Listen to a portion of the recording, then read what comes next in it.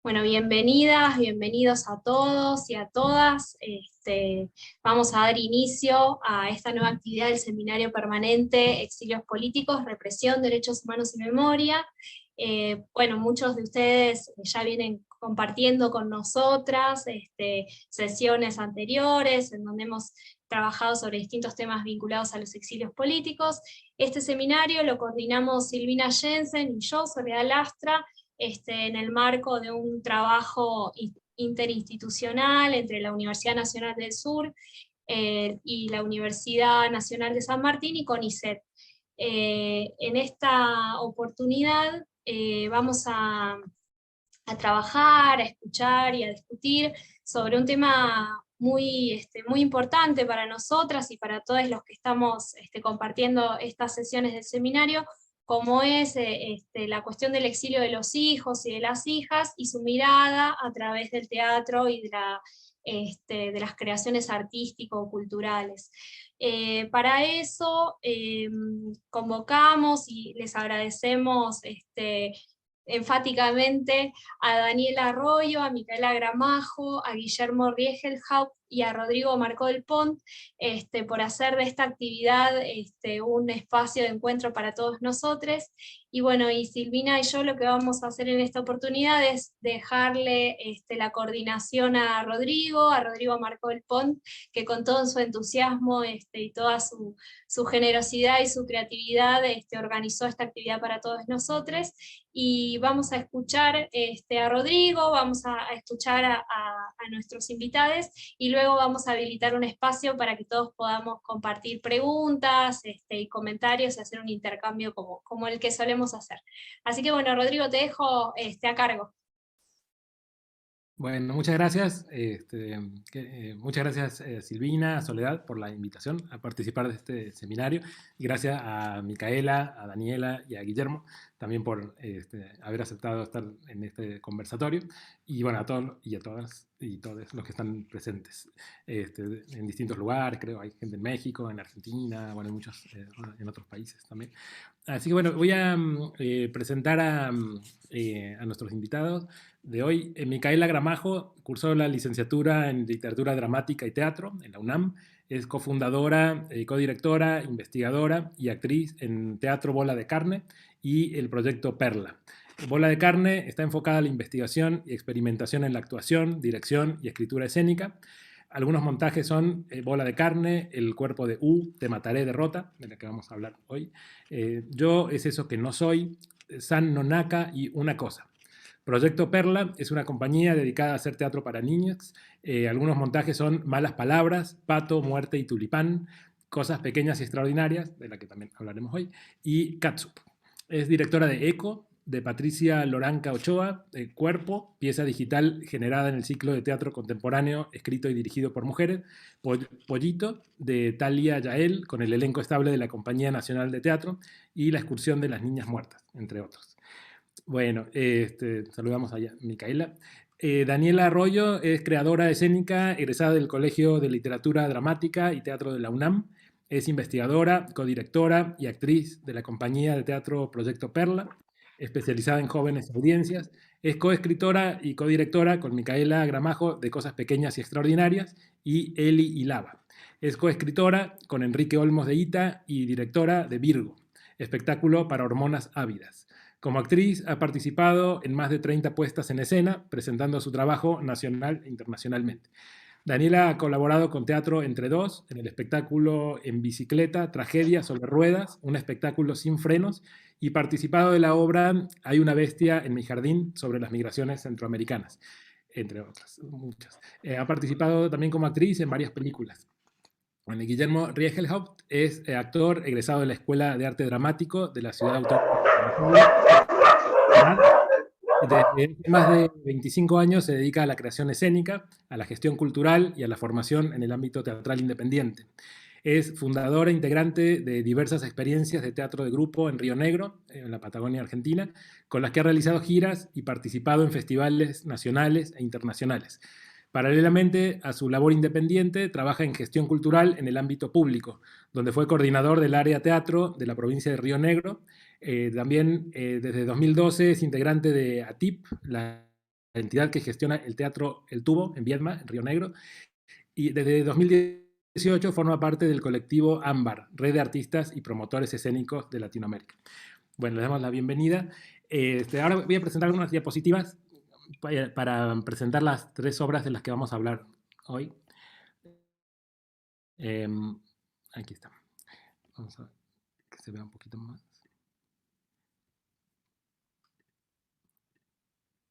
Bueno, ahí creo que se ven bien.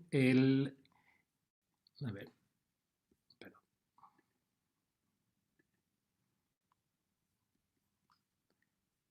No sé por qué no las estoy viendo bien. Esperen, a ver.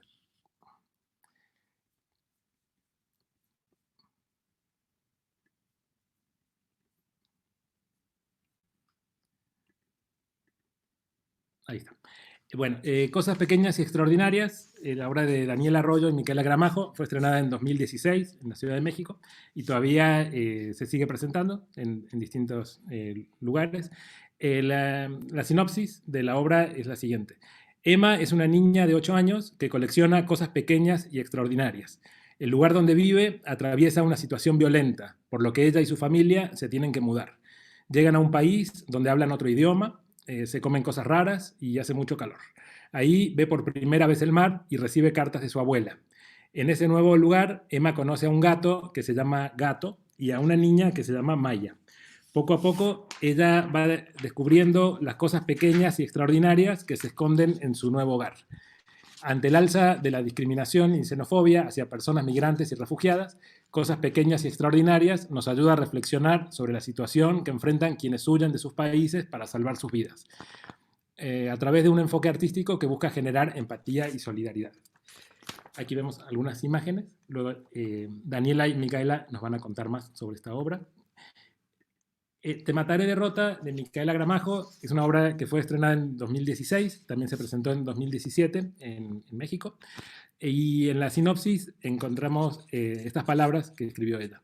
Dice, es la historia de una familia rota por la guerra, los campos de concentración, la dictadura, la desaparición y el exilio. Los relatos desordenados sobre 2 exilios, el de mi abuelo Jaime de Polonia a Argentina y el de mis padres de Argentina a México, se entremezclan tal como los objetos en una maleta preparada para la huida, escogidos y a la vez desordenados. ¿De qué otro modo, si no en el caos y el fragmento, se puede hablar del exilio, de la violencia de la guerra y de la esperanza encerrada en un viaje? Este caos es la historia de mi familia. Es un intento de transitar esas heridas, un intento de reconocerlas en mí, nos dice Micaela. Ahí vemos algunas imágenes de una puesta que se hizo en el Centro Helénico de México, que es como una casa en ruinas. Y aquí algunas imágenes de En estado de memoria, Diarios de un exilio, que es de Guillermo Riegelhaupt, Gustavo Bendersky y Sebastián Vázquez, una obra que fue creada en 2019 y que se sigue presentando también en diferentes ciudades. En estado de memoria es un espectáculo construido a partir de la reveladora experiencia del exilio que viviera el protagonista junto a su familia, siendo él un niño, durante la última dictadura militar argentina.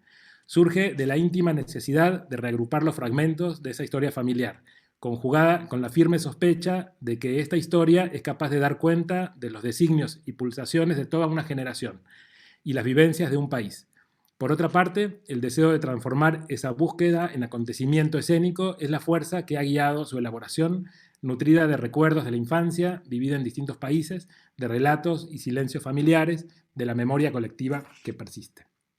Bueno, ahí tenemos algunas imágenes y ahora vamos a hablar con Micaela, con Daniela y con Guillermo sobre las obras, pero también sobre los procesos creativos en relación a historias que son personales, familiares también, experiencias que tienen que ver con el exilio. Así bueno, vamos a conversar un poquito con ellos. Bueno, muchas gracias a todos por estar aquí. Les quería pedir, primero como para abrir este diálogo, si podían leer cada una alguna escena que quisieran compartir con nosotros de las obras. Bueno, ahí la invitación que hicieron Soledad y Silvina, ustedes vieron que están los links a las obras en video, que pueden ahí acceder para ver más la puesta, y también están los textos, que están muy, muy interesantes para leer detenidamente. Pero les quería pedir a ellos tres, que también son los intérpretes de las obras, que lean o algún fragmento que quisieran compartir.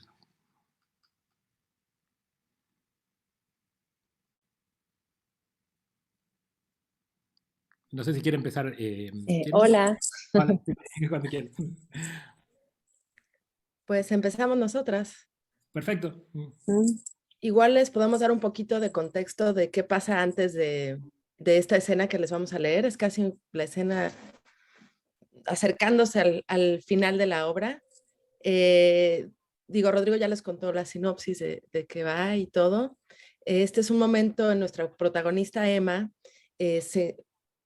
hace una amistad con este gato y a la llegada a este nuevo país, y se encuentra un periódico. Sus papás no le quieren decir nada, no le quieren explicar por qué se fueron, no le quieren como dar mucha información, y ella se encuentra un periódico donde ve una imagen de una plaza que está enfrente de casa de su abuela, y hay una gran manifestación. Entonces ella les muestra este periódico a sus papás, y a partir de esto viene esta escena que vamos a leer.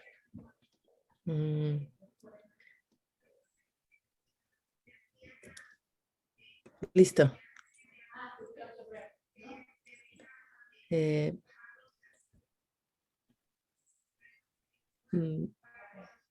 ¿Empiezo? Uh-huh.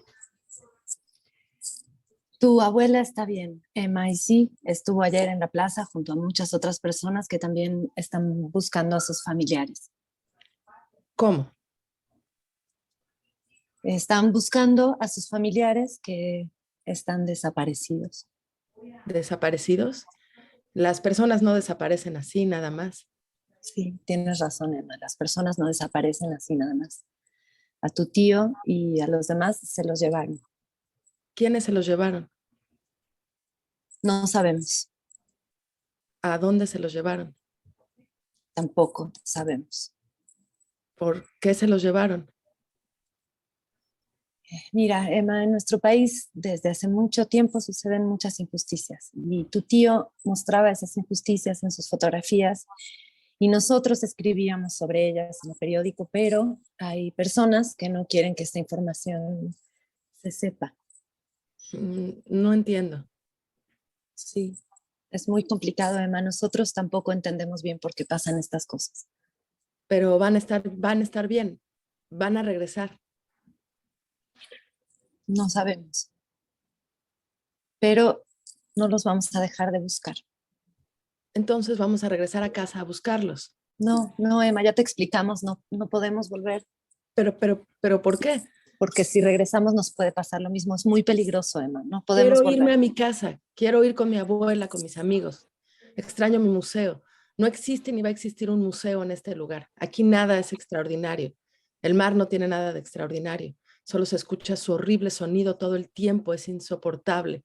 Todo está pegajoso, hace calor, no entiendo el idioma, no tengo amigos. Extraño todo. Quiero que todo vuelva a ser como antes. Uy, qué fuerte. Gracias, muchas gracias. No sé si querés seguir, Micaela, con Te mataré derrota. Bueno, les voy a compartir. Hola, creo que ni saludamos. Hola a todos. Estamos muy contentas de estar aquí. Les voy a leer un fragmento de Te mataré derrota. Es una escena en la cual, a la par que digo este texto que les voy a leer, estoy tirando trompos. No sé si existen en toda América Latina estos juguetes. En México es un juguete tradicional de madera que está pintado de colores y es muy bonito, y como está asociado como a la infancia mexicana. ¿Qué hacemos aquí? ¿Por qué vivimos aquí? ¿Por qué hablan diferente? Hablan diferente, todos hablan diferente. No entiendo. Se comen cosas muy raras acá. No me gusta eso, mamá, no me gusta. No, señora, en mi casa no me obligan a terminar el plato si no me gustó la comida. ¿Qué? No, profesor, no quiero decir mande. No entiendo por qué decir mande. Mande en vez de qué, no tiene sentido. ¿Qué es porque no escuché o no entendí? Mande es de mandar, que tiene que ver una cosa con la otra. Mande, mande, mande. Pollo con chocolate. Pollo, pollo, pollo, pollo. Mamá, ¿qué es esa música tan triste que siempre escuchas? Tango, no me gusta. ¿Por qué vivimos acá si toda la familia vive allá? Mis amigos de la escuela comen todos los domingos con sus abuelos, con sus tíos, con sus primos. ¿Por qué yo no? ¿Por qué grita mi mamá en el teléfono? Porque estamos muy lejos. Hay que gritar para que nos escuchen. Alguien viaja, trae paquetes con hierba, cartas, alfajores y regalos. Hay que grabar un cassette. Hola, tata. Hola, yaya. No sé qué más decir. Cualquier cosa, canta una canción. Te extraño, abuela. Punto. Feliz cumpleaños. Punto. Esperamos carta. Punto. Todo nuestro amor. Punto. ¿Cómo que ya no están? ¿A dónde se los llevaron? Mira, prima, sí, es que sí es un dulce. Tiene sal y tiene chile, pero es un dulce. Pruébalo. Pica un poquito, pero es un dulce. Pruébalo. Pruébalo. Pruébalo. No, no llores. No llores, no llores. Escúpelo. No llores. No me grites. No me pegues. Por lo menos yo sí tengo papá. Mi abuela habla muy bien el mexicano. Dice volcán Popotépetl y agua de Jacamaica. Cilantro, epazote, cilantro, nopal, cilantro, epazote, chayote, nopal. ¿Están vivos? ¿Están muertos? ¿Dónde está mi tío? ¿Qué le pasó? Tengo 8 años y me hago pipí en la cama todas las noches. Cuando mi papá a los 10 años me explicó por qué vivíamos en México, yo dejé de hacerme pipí. Muchas gracias. Lindísimo. Acá ponen, no puedo parar de llorar, pone Silvina Melone. Bien, y Guillermo, si quieres leer un pedacito, por favor. Hola, buenas tardes. Bueno, voy a leer un fragmento que es muy cercano al inicio del espectáculo. En este inicio yo hago una introducción, ingreso como por donde ingresa o ingresaría el público.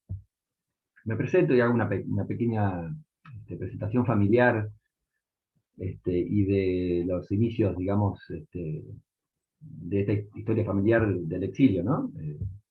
Bueno, como para poner un poquito al público en contexto. Y a partir de ahí voy a tomar un fragmento.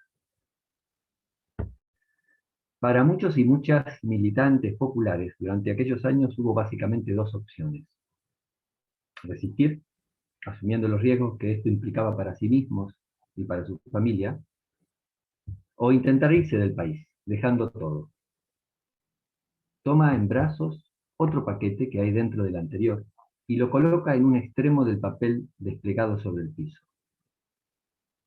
Mis viejos, Enrique y Nina, sin haber cumplido 30 años todavía, y conmigo en brazos, eligieron el exilio. Se incorpora y da un paso para ingresar al papel, pero se detiene. ¿Eligieron, dije? Busca una silla plegable de chapa que hay al costado de la escena. Se saca parte de la ropa, accesorios que trae puestos, camisa, zapatilla, reloj, pulsera, llave, billetera. Queda solo con pantalón y remera negra. Apaga la música que sonaba en la mochila. Va hacia el papel y antes de entrar dice: los invito a reconstruir conmigo la historia de este viaje. Ingresa al papel y descubre con los pies que hay algo debajo. Sale y se mete debajo. Reaparece trayendo un paquete en sus manos. Reingresa al papel. Canta Canción de Cuna Costera. Mientras abre el paquete, lo rompe.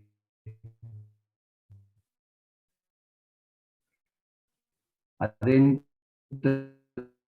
hay un cuaderno viejo. Danza de recuerdos, acciones. Israel, camello, Nicaragua, piedra que arde, auto de la calecita, diccionario del regreso. Quiere decir muro. Barrilete acá se dice cometa. El niño repite. Creo que siempre me sentí un poco extraño, como extranjero. Papel 2. Lee en Esquila, Nicaragua, de papel. 11 de diciembre de 1983. Cumplo 8 años, 2 días antes de volver a la Argentina. ¿Volver? Los que volvían eran mis viejos, para mis hermanos y para mí era como una nueva partida. Papel 3. Intenta desplegar el papelito para leer, pero se le rompe en pedazos. balbucea, queda en silencio y se mete el papel de nuevo en la boca. Camina hacia atrás, como con dolor en el estómago, hasta el borde del papel. Mira hacia atrás. Tira una moneda al aire. ¿Cara o seca? Antes. Hubo un antes del viaje. Sale del espacio del papel, va hacia la silla, se viste de nuevo, vuelve a la cotidianidad. Bueno, muchas gracias. Bueno, muy emocionante escuchar los fragmentos de las obras. Este, son obras que tienen mucho en común. Han sido escritas bueno, en lugares distintos. Guillermo en Argentina, Micaela y Daniela en México, ¿no? Y en un espacio de tiempo, bueno, que tiene unos años, ¿no? Las obras de Daniela y Micaela fueron escritas en 2016. La que hicieron para niños, y también Te mataré derrota también es del año 2016, y la obra de Guillermo del 2019, año en que hay también muchas otras obras que hablan sobre el exilio desde la perspectiva de los hijos, ¿no? Es algo como bastante extraño para pensar y bastante, bueno, muy interesante para pensar por qué en esos años y por qué, bueno, esta explosión del teatro hecho por los hijos y las hijas del exilio. Entonces, bueno, yo les quería preguntar a los tres sobre la génesis de estos proyectos, cómo surgió la idea de hacer cada obra, y también por qué en este momento de sus vidas aparecen estas obras. A veces 30 años o casi 40 años después de los hechos que se cuentan, aparece esta necesidad de hacer las obras. Si tiene que ver con algo de los procesos individuales o si tiene algo que ver con los contextos sociales, políticos, ya sea de Argentina, de México, bueno, de Brasil también, que es el país de origen del papá de Daniela. Bueno, esa es la pregunta para usted que quiera empezar, sobre, bueno, cómo surge esta necesidad y cómo surge la idea de hacer las obras.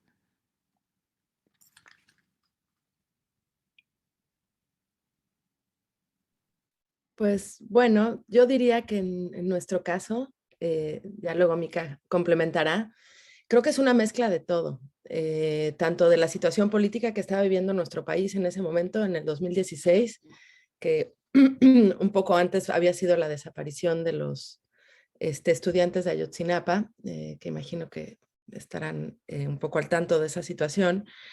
Por otro lado, Micaela y yo teníamos muchísimas ganas de hacer una obra de teatro que nosotras escribiéramos, y estuvimos dando muchísimas vueltas, escribimos como dos o tres textos antes, ya no me acuerdo, antes de llegar a este texto de Cosas Pequeñas y Extraordinarias. Le estuvimos dando muchas vueltas al tema de la identidad, al tema sí, como de alguien que no sabe quién es, sobre una niña en este caso. Y después nos dimos cuenta que nosotras coincidíamos, y también coincidíamos mucho en el amor y la amistad que nos tenemos, porque somos como familia ya un poco, Mica y yo, de todos los años que nos conocemos y etcétera, que también algo en que coincidíamos mucho es como en los lugares de encuentro de las dos, venir de familias exiliadas, como esta sensación pues de que siempre tienes personas que están lejos, siempre estás extrañando, no solo a las personas, sino a la comida, los olores, las calles de ciudades donde pasaste mucho tiempo de tu vida y donde está la mitad de tu familia allá y otra parte de tu familia aquí. Coincidía en mi caso con los dos idiomas, por ejemplo, el portugués y el español. La cosa es que coincidíamos también en esta historia personal del exilio de nuestras familias, y nos dimos cuenta que realmente ese era el proyecto que queríamos hacer, queríamos hablar de nuestra historia. Y fue así como cuando nos dimos cuenta de eso, que fue como una revelación súper, después de que escribimos dos textos que literalmente tiramos a la basura porque los ensayábamos y no funcionaban, y que eran aburridos, eran didácticos, no sé. Digo, ahora ya con otra perspectiva, hasta podrían ser divertidos, pero en ese momento no nos gustaron.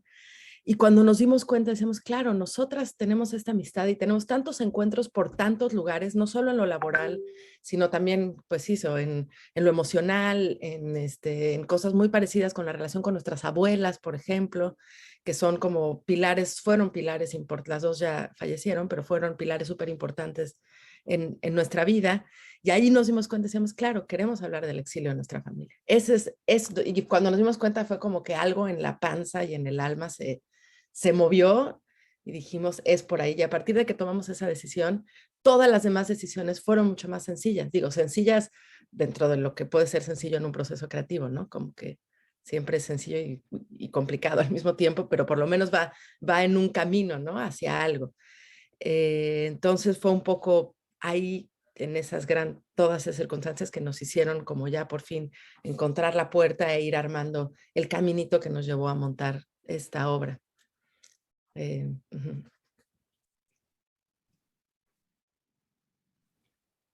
Sí, también creo que eh, como, bueno, en mi caso, como cuando se abrió esa puerta, como que siento que había, como que era una especie de dique que estaba como, como tapando como un caudal gigantesco, ¿no? Y entonces ya encontré como,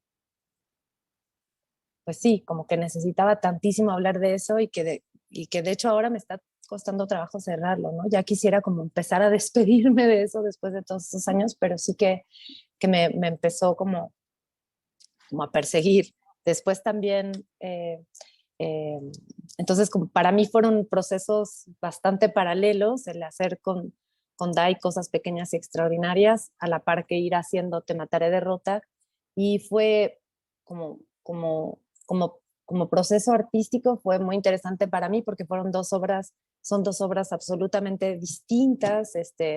Bueno, una está pensada para niñas y jóvenes y toda la familia por ende, y la otra es una obra muy para adultos y creo que es una obra como sin muchas concesiones o pensamientos desde la teatralidad, aunque sin duda es una obra de teatro, pero casi que fue una pieza que descubrí muy pronto que en un teatro no funcionaba, que era más una especie de encuentro, convivio y que el espacio teatral no le hacía mucho bien.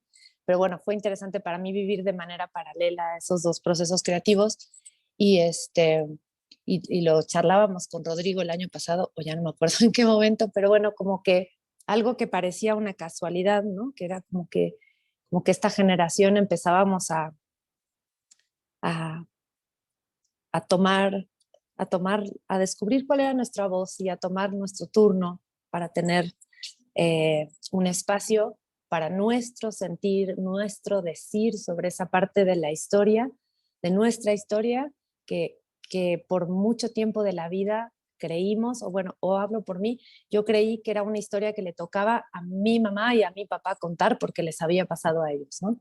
Igual que el exilio de mi abuelo, le había tocado a él hablar, casi no hablaba, pero le tocaba a él. Y entonces como que también yo puedo nombrar estas experiencias creativas como también una especie de, no quiero decir empoderamiento porque no es una palabra que me guste mucho, pero no sé, como poder tomarme el espacio, el tiempo y todo para escucharme a mí, cuál era mi experiencia y poder darme cuenta que yo tenía derecho a contar esa historia porque era mía también.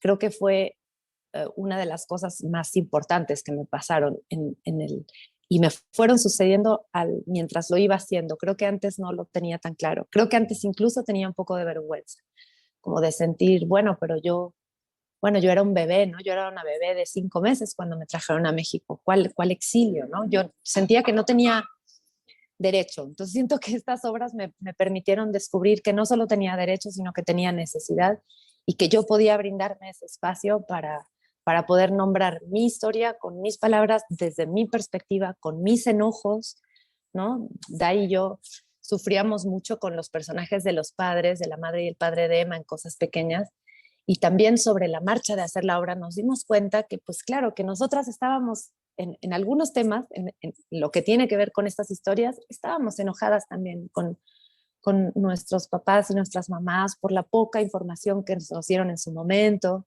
Ahora que leíamos las dos escenas, tienen eso en común, ¿no?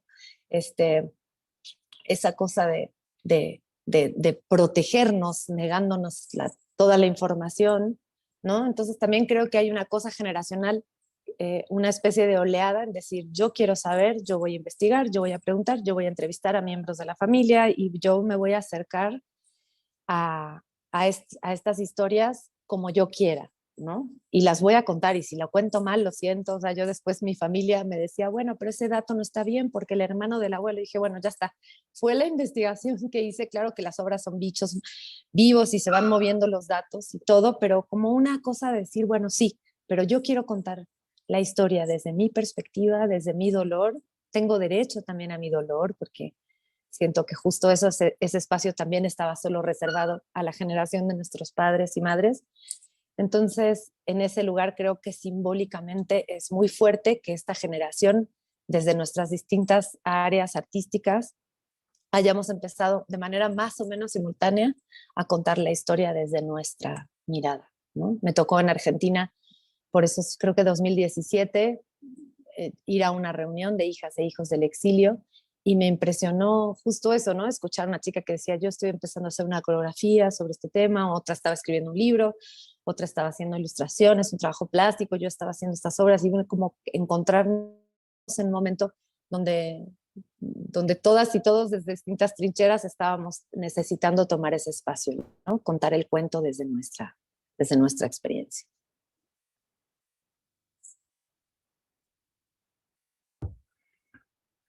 Bueno, en mi caso, bueno, evidentemente sí, tenemos todas estas cosas en común y hay una doble necesidad, coincido con Micaela, en que una doble necesidad que coincide, ¿no? Una necesidad individual, personal, de la propia historia y las propias experiencias y la edad que compartimos más o menos, sin saber exactamente.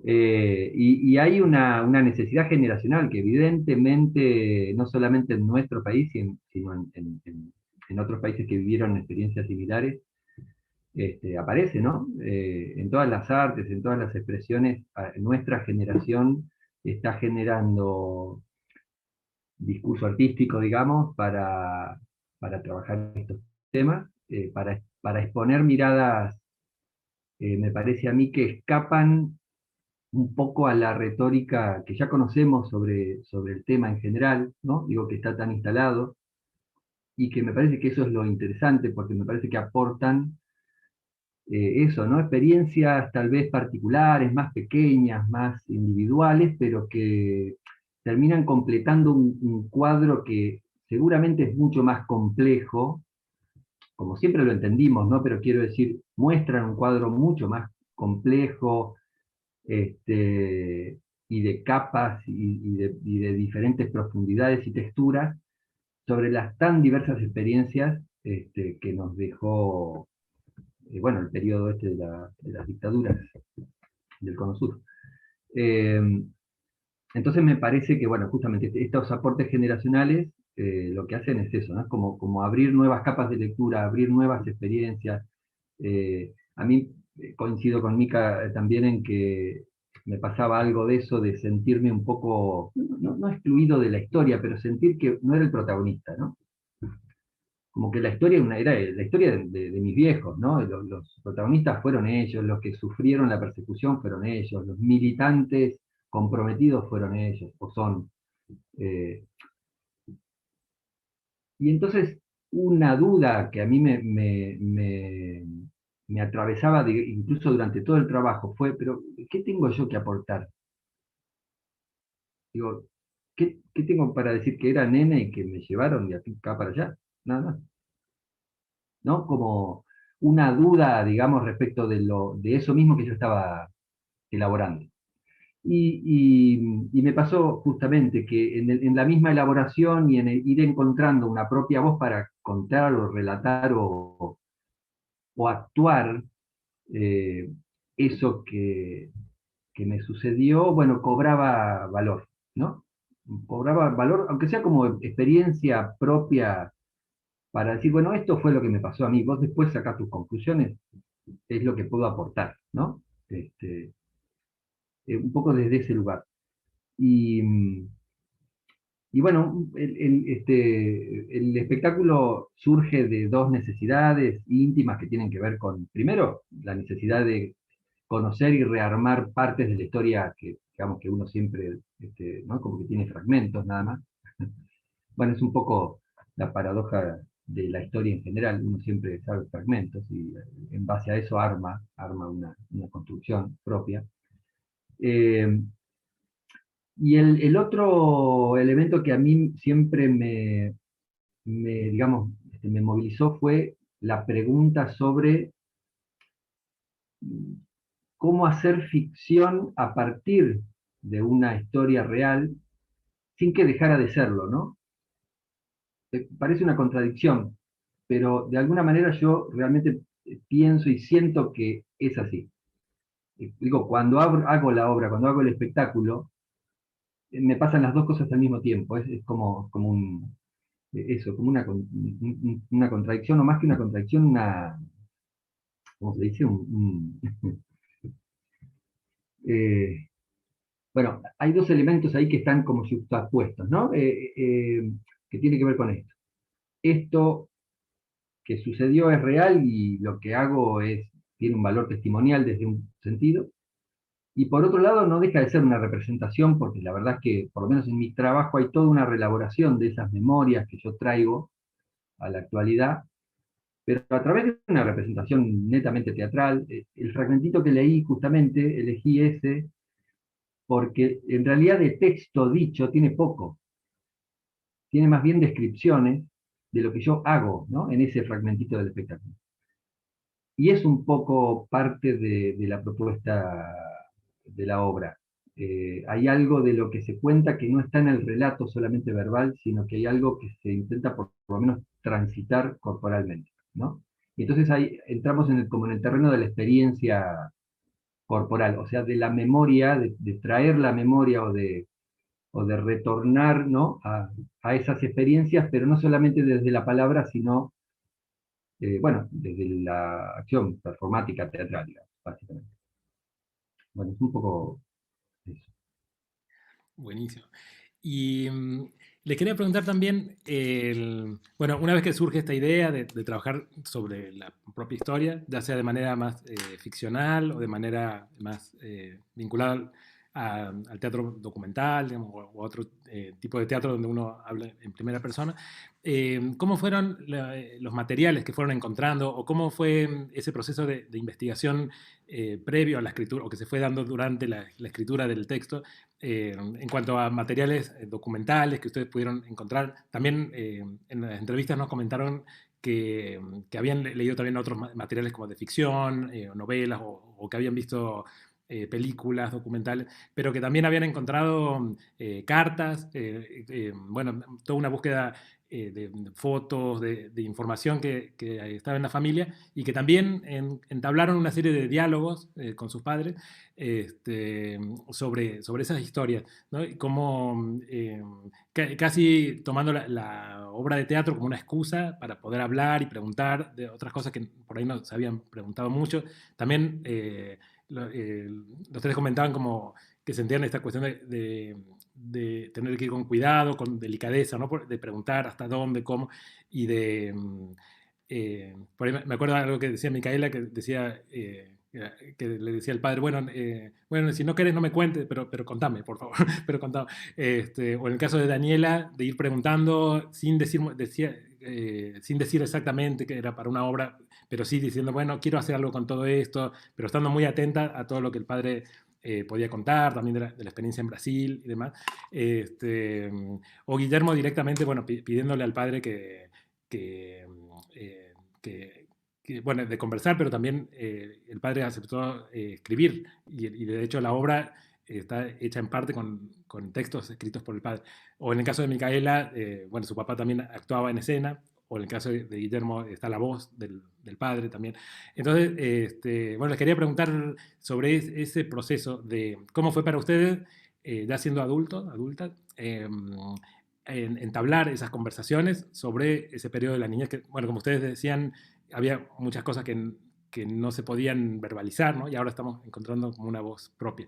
Pero bueno, ¿cómo fue ese encuentro con esos materiales, con las cartas, y también esta posibilidad de hablar ahora ya más desde adultos con sus padres, ¿no? Y de poder comprender una serie de cuestiones que antes estaban eh, más como en un ámbito de lo no dicho o no tan explícito. Bueno, ¿cómo fue un poco ese proceso de investigación para las obras?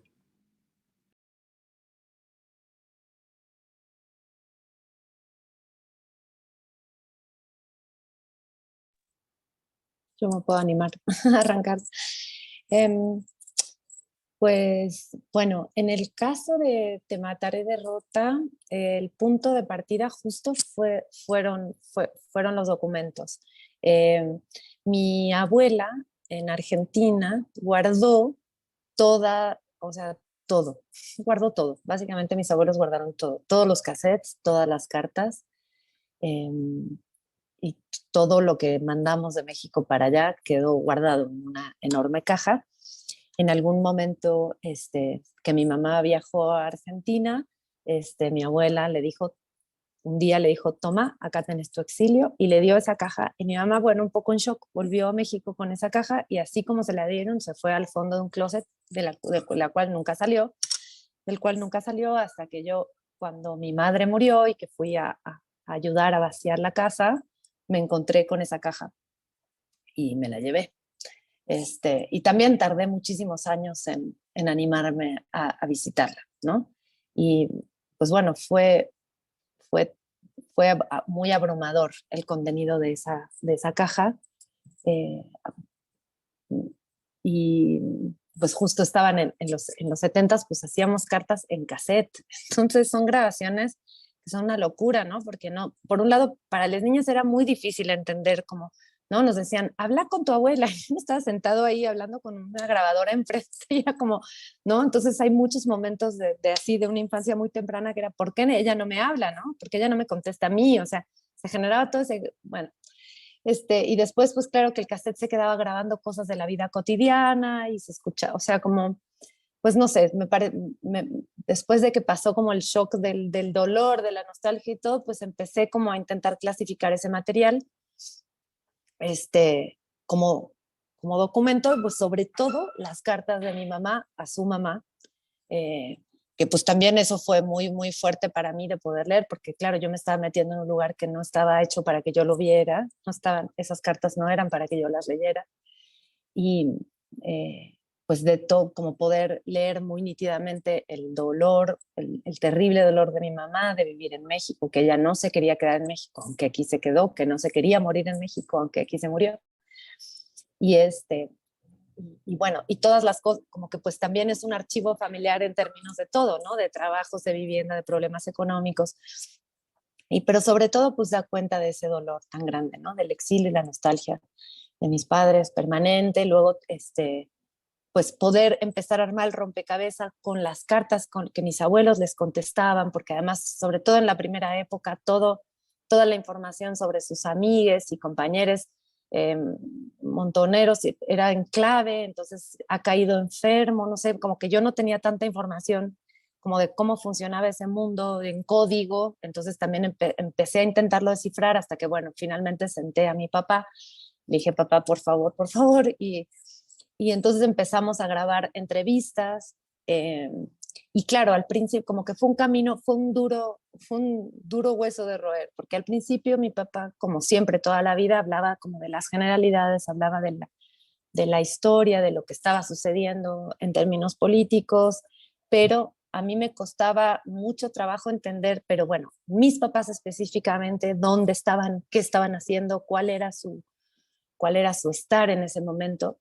Eh, y entonces, bueno, lo fui llevando, ¿no? Y por otro lado, también a mí me permitió hablar con mi familia de Argentina. El tema de la desaparición de mi tío siempre fue un tema muy tabú, o así lo vivía yo también en la distancia, como que no se hablaba de eso, no se hablaba de él. Y entonces, bueno, empezar a abrir ese tema de conversación con mi tía, con mis primos, pues sí, fue como que fue una decisión dura y que además también me devolvió muchos silencios, no fue tan sencillo. Pero bueno, se fueron abriendo algunos caminos. A la par de que también recibí otra especie de valija, que fue que también mi abuelo no hablaba mucho de su exilio, ni de su vida en Polonia, antes de ir a Argentina, y también un sobrino suyo que estaba tratando de tener información sobre su papá encontró a mi abuelo en Argentina. Él vive en Australia, pero o en Israel, ahora estoy confundida. Bueno, la cosa es que viajó a Argentina para conocer a mi abuelo, su tío, y aunque no hablaban los mismos idiomas, lograron organizarse para tener una serie de entrevistas donde ahí mi abuelo, como un poco obligado como a darle cuentas a su sobrino de la historia familiar, pues lo cuenta todo, ¿no? Y por suerte tenemos esas grabaciones. Entonces, pues bueno, fue como este camino del documento, tratando a la par yo de hacer mi propia investigación, ya más en los libros de historia y sobre la historia de la Argentina en ese momento, ir armando algunos pedazos, ¿no? Como lo que pude. Y entonces cuando empecé a trabajar la obra, pues sí también decidí que si mi papá, que no es actor, quería estar conmigo en la obra como documento vivo, como archivo, eh, pues que podía ser una gran cosa, ¿no? Y por suerte mi papá quiso, entonces pues fue para mí una experiencia muy fuerte, muy loca tener a mi papá, y ahora quiero muchísimo escuchar a Guillermo, pues él también trabajó con su papá, lo que implicó construir una obra juntos, no, él no siendo teatrero, mi mamá era teatrera, entonces en la familia como que esa relación para mí era con mi mamá, ¿no? Y de pronto, tener a mi papá sentado en la pieza contando cómo armaban las bombas de los panfletos y todo, y también pues para el público pues era increíble, ¿no? O eso creo, ¿no? Después mi papá enfermó, ya no pudo estar y lo teníamos en una grabación y bueno, para mí la obra nunca volvió a ser la misma, ¿no? Eh, y también usé en la obra las grabaciones de mi abuelo, ¿no? Como el poder tener la voz de mi abuelo en la pieza, hablando de su infancia en Polonia, de lo que fue el viaje, ¿no? De Polonia a Argentina, de todo lo que perdió, ¿no? Y también en la obra está mi sobrino, que él es mexicano, la obra también habla de antisemitismo y que él pudiera contar sus propias historias, como que yo sentía que esta como obra podía seguir avanzando, ¿no? En las generaciones, este, donde cada generación pudiera dar cuenta de su parte de la historia, ¿no? Pero sí, sin duda que el documento fue el punto de partida y de hecho hicimos un trabajo plástico con todos esos documentos, con los telegramas, que fueron como parte fundamental de mi infancia, los cassettes, los telegramas. Eh, y se hizo todo un trabajo plástico que era como para que también el público pudiera un poco entrar en el contexto de la obra, ¿no? Como eso, como esta cultura argenmex, porque tuvo tanto exilio argentino en México, entonces las comunidades argenmex y con todo lo que eso implicaba, ¿no? Esos pequeños guetos del exilio que tuvimos en México durante la dictadura y luego cómo eso se fue empezando ya a entrar, ¿no? En la realidad de la idiosincrasia mexicana en los 80s, ¿no? Entonces, bueno, con todo esto también se hizo un trabajo plástico. Entonces, para mí era muy protagonista el documento, las cartas, las frases dichas en las cartas, los telegramas, los cassettes, las grabaciones. Conservamos, por ejemplo, el telegrama con el cual despidieron a mi papá por motivos de seguridad nacional de su trabajo en Canal 13, él era camarógrafo. Mi mamá trabaja en la televisión como actriz, entonces los recortes de eso, como no sé, el sótano de mis abuelos, que ahí sucedieron muchas reuniones, entonces incluso la casa de mis abuelos formaba parte de la obra, en un plano, una caja de madera que se hizo a partir de un plano arquitectónico donde se hicieron como estas intervenciones plásticas usando los documentos reales, ¿no? De la historia. Pues para mí también es una pregunta muy hermosa cómo poder hacer ficción con la realidad, ¿no? Y pues sí, sin duda los documentos fueron protagonistas, ¿no? Y con cosas pequeñas, que igual también creo que está bueno que de ahí cuente más, creo que pues mucho fue como nuestro registro de infancia, ¿no? Justo las cartas a nuestras abuelas, las cartas de y para nuestras abuelas, que esto en la obra pues es muy importante para Emma, ¿no? El contacto con su abuela. Eh, y, y acá creo que pudimos vivir más eso, ¿no? Como el poder ficcionar, armar este personaje de ficción que tiene historias tanto de Daniela y su experiencia como la mía, eh, y también charlas con nuestros padres, y entrevistas a otras personas exiliadas también. Eso fue parte de la investigación para Cosas Pequeñas. Un poco complementando a lo que dice Mica para Cosas Pequeñas, justo este paso muy, muy padre el que están hablando de a partir de experiencias personales, cómo hacer este pequeño trayecto hacia la construcción de una ficción, porque realmente Cosas Pequeñas y Extraordinarias es una completa ficción de un personaje que no somos ni Mica ni yo, unos papás que no es ni su mamá ni es, ni es mi papá, sino realmente es algo que nosotras fuimos como diseñando y fuimos como construyendo y creando a partir, como dice Mica, sí, de nuestras experiencias muchísimo de infancia, muchas memorias que también seguramente, como decía Guillermo, pues son memorias que creemos que así sucedió, pero quién sabe si realmente así sucedió, ¿no? Pero pues esas memorias de cómo, por ejemplo, de cómo la confusión en Argentina, de palabras de México, cómo hablan los argentinos, en mi caso el portugués, el español, entonces como que todas esas memorias que tienes de traumas de la infancia que se burlaban de ti, seguramente las tenemos confundidas, pero estas mismas memorias las... Entonces también es bonito como pensar en que la memoria es pues uno ya medio ficciona en la memoria propia, ¿no?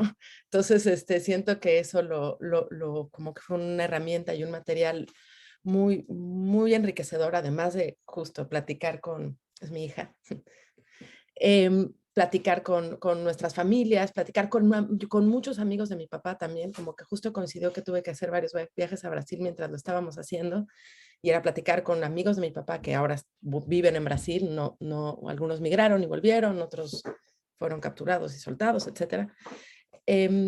Y también como escuchar un poco a las amistades, escuchar a la hermana de mi papá, a la familia que vivió la experiencia, no desde el centro de la experiencia, sino de la circunferencia de la experiencia, que también son otra mirada, ¿no? El susto de la hermana de mi papá, todos ese tipo de cosas. Y sí, entrevistas a niños y niñas que han tenido que emigrar. Eso fue muy bonito. Teníamos en nuestro primer programa de mano, teníamos como pequeñas frases de experiencias de niños, niñas y jóvenes que tuvieron que emigrar. Entonces muchos eran, cuando mis papás me dijeron que me tenía que ir, se me rompió el mundo, o solo extraño el helado de no sé qué. Entonces como que eran experiencias también de la migración, no solo la nuestra, sino la migración pues de muchas otras personas que, como podemos ver en el chat y que como podemos ver con Guillermo y mismo Mica y yo platicando ya por mucho tiempo, pues tiene puntos de coincidencia, muchísimos puntos de coincidencia, ya sea si migres, no importa de dónde migres y hacia dónde migres, pero las coincidencias de la migración están, y del exilio pues están en todas partes. Y un poco para la personalidad de nuestra protagonista, pues también como que nos inspiramos en mis hijas también un poco, en cosas que hacíamos Mica y yo cuando éramos niñas, que no necesariamente tenían que ver con ser exiliadas o no ser exiliadas, sino simplemente con ser niñas.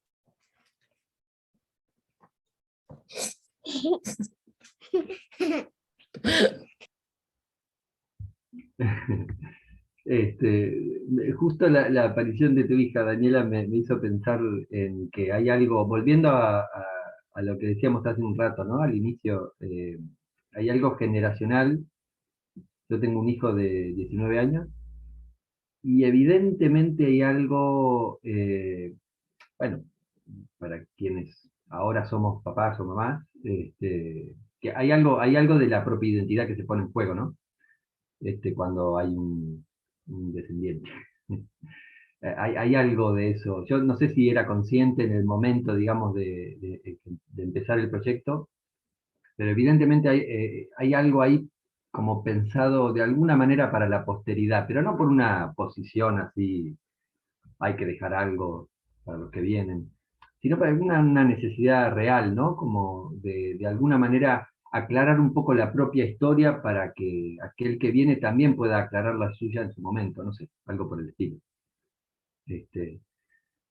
Y bueno, pero volviendo a tu pregunta, Rodrigo, bueno, sí, es fundamental. Díganme decirle que tengo una muy sana envidia de Micaela por el arcón ese de los recuerdos que menciona, porque yo no lo tengo. Este, pero sí me encontré, en conversaciones con familiares, primero con mi viejo, que fue fundamental porque, como comentó Rodrigo hace un ratito, él, eh, digamos, fue con el primero con quien hablé y le dije, la verdad que concretamente, bueno, me interesa trabajar esto y la verdad es que como excusa quiero hacer una obra de teatro con nuestra historia del exilio, así. Eh, Se lo planteé de esa manera, lo pensó y me dijo, bueno, sí. Este, claro, él es ingeniero agrónomo, no tiene nada que ver, digamos, a lo sumo escribe papers y trabajos científicos sobre sistemas de trabajo, ¿no? Eh, pero así todo encontré en sus escritos, porque en realidad él lo que me retrucó y me devolvió fue, bueno, más que una charla, yo prefiero hacerlo por escrito. Es decir, que se tomó el trabajo de ponerse a escribir toda esa historia familiar, y a mí lo que me dio fue justamente un texto en donde él cuenta toda esa historia. Y no solamente cuenta la historia de su exilio o de nuestro exilio familiar, sino que en realidad inicia mucho antes, va desde el exilio de mis bisabuelos, ¿no? En ese punto también veo conexión con la historia de Micaela. Eh, Cuenta la historia de sus dos abuelos, que son, ¿no? Fueron mis bisabuelos, también uno exiliado de Polonia junto con su familia y el otro más de una zona más cercana a la actual Rusia, digamos. Eh, pero bueno, también, ¿no? Como esa capacidad de mirar un poco desde afuera de la propia experiencia, relatar la propia experiencia, pero también mirar el exilio, los éxodos, ¿no? Las migraciones, un poco como un derrotero común con otras generaciones pasadas, ¿no? Y con otras culturas que también lo sufrieron. Y a mí me pareció súper valioso ese aporte desde su mirada, que pudo como despegarse un poquito de su propia historia personal, ¿no?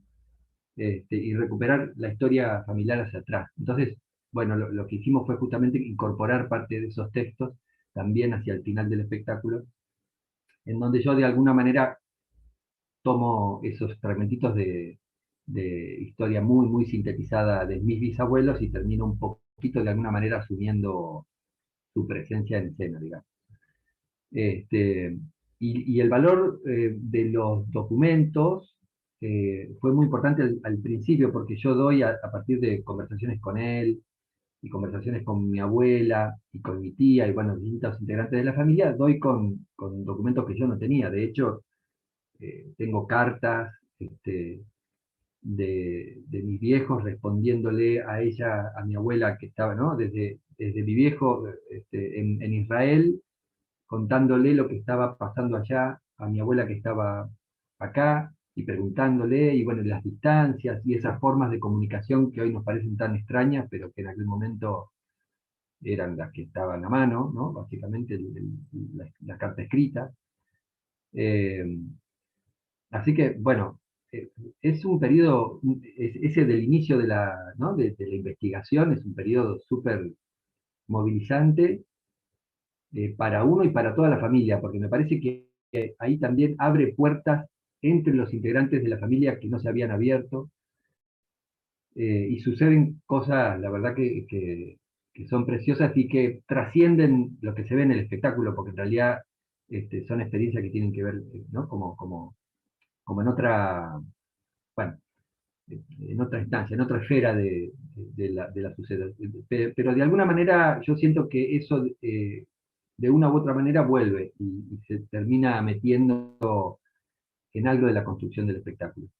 Yo cuando veía el video de la obra de Micaela, veía cruces todo el tiempo con mi espectáculo, aunque son, la verdad, muy distintos. Pero no dejaba de ver ahí elementos que aparecían todo el tiempo. Y nuestras historias son muy distintas, ¿no? Porque yo vivía afuera, después volví, vivo en Argentina, la verdad que, digamos, y así todas las experiencias, evidentemente, bueno, tienen un montón de puntos en común.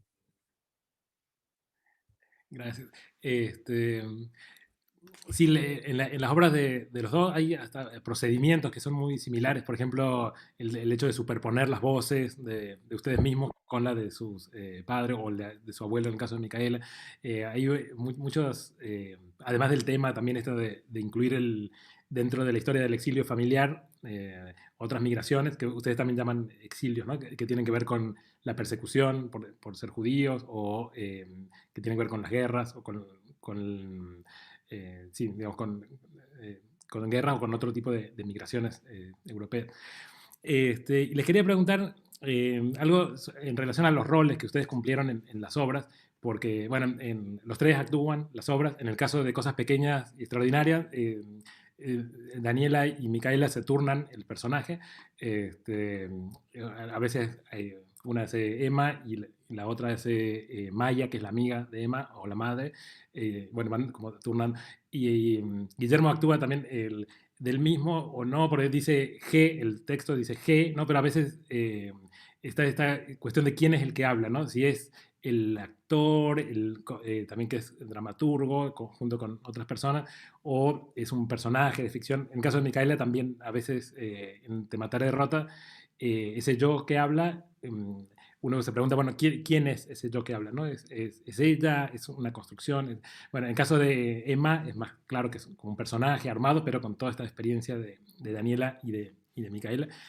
Incluso por ahí en anécdotas como cómicas, en la obra hay un momento donde Emma pide un helado y, bueno, no sabe muy bien cómo pedirlo y pide un helado de cola de cochino, los heladeros se ríen, pero hay cosas como que les habían pasado a ellas también, ¿no? De pedir un helado de pollo en lugar de frutilla, en el caso de Daniela, o, bueno, la típica, que a mí también me pasó, que le pasó a Micaela en Argentina, de hablar de cajeta y que nos digan, no, no tienes que decir, bueno, entonces, esa cuestión. Pero lo que les quería preguntar es, en el caso de Micaela y Guillermo, ¿por qué también recurrieron a otras personas para que dirigieran o co-dirigieran? Y en el caso de los tres, ¿cómo es para ustedes representar a estos personajes? O personaje, o estar en escena diciendo yo me llamo y contando esta historia familiar. ¿Cómo es la experiencia como actores, bueno, como dramaturgos ya han contado un poco? Y también esta cuestión de por qué pedir a otras personas ayuda en la colaboración para una construcción artística, ¿no? Sobre un tema que es muy personal, muy familiar.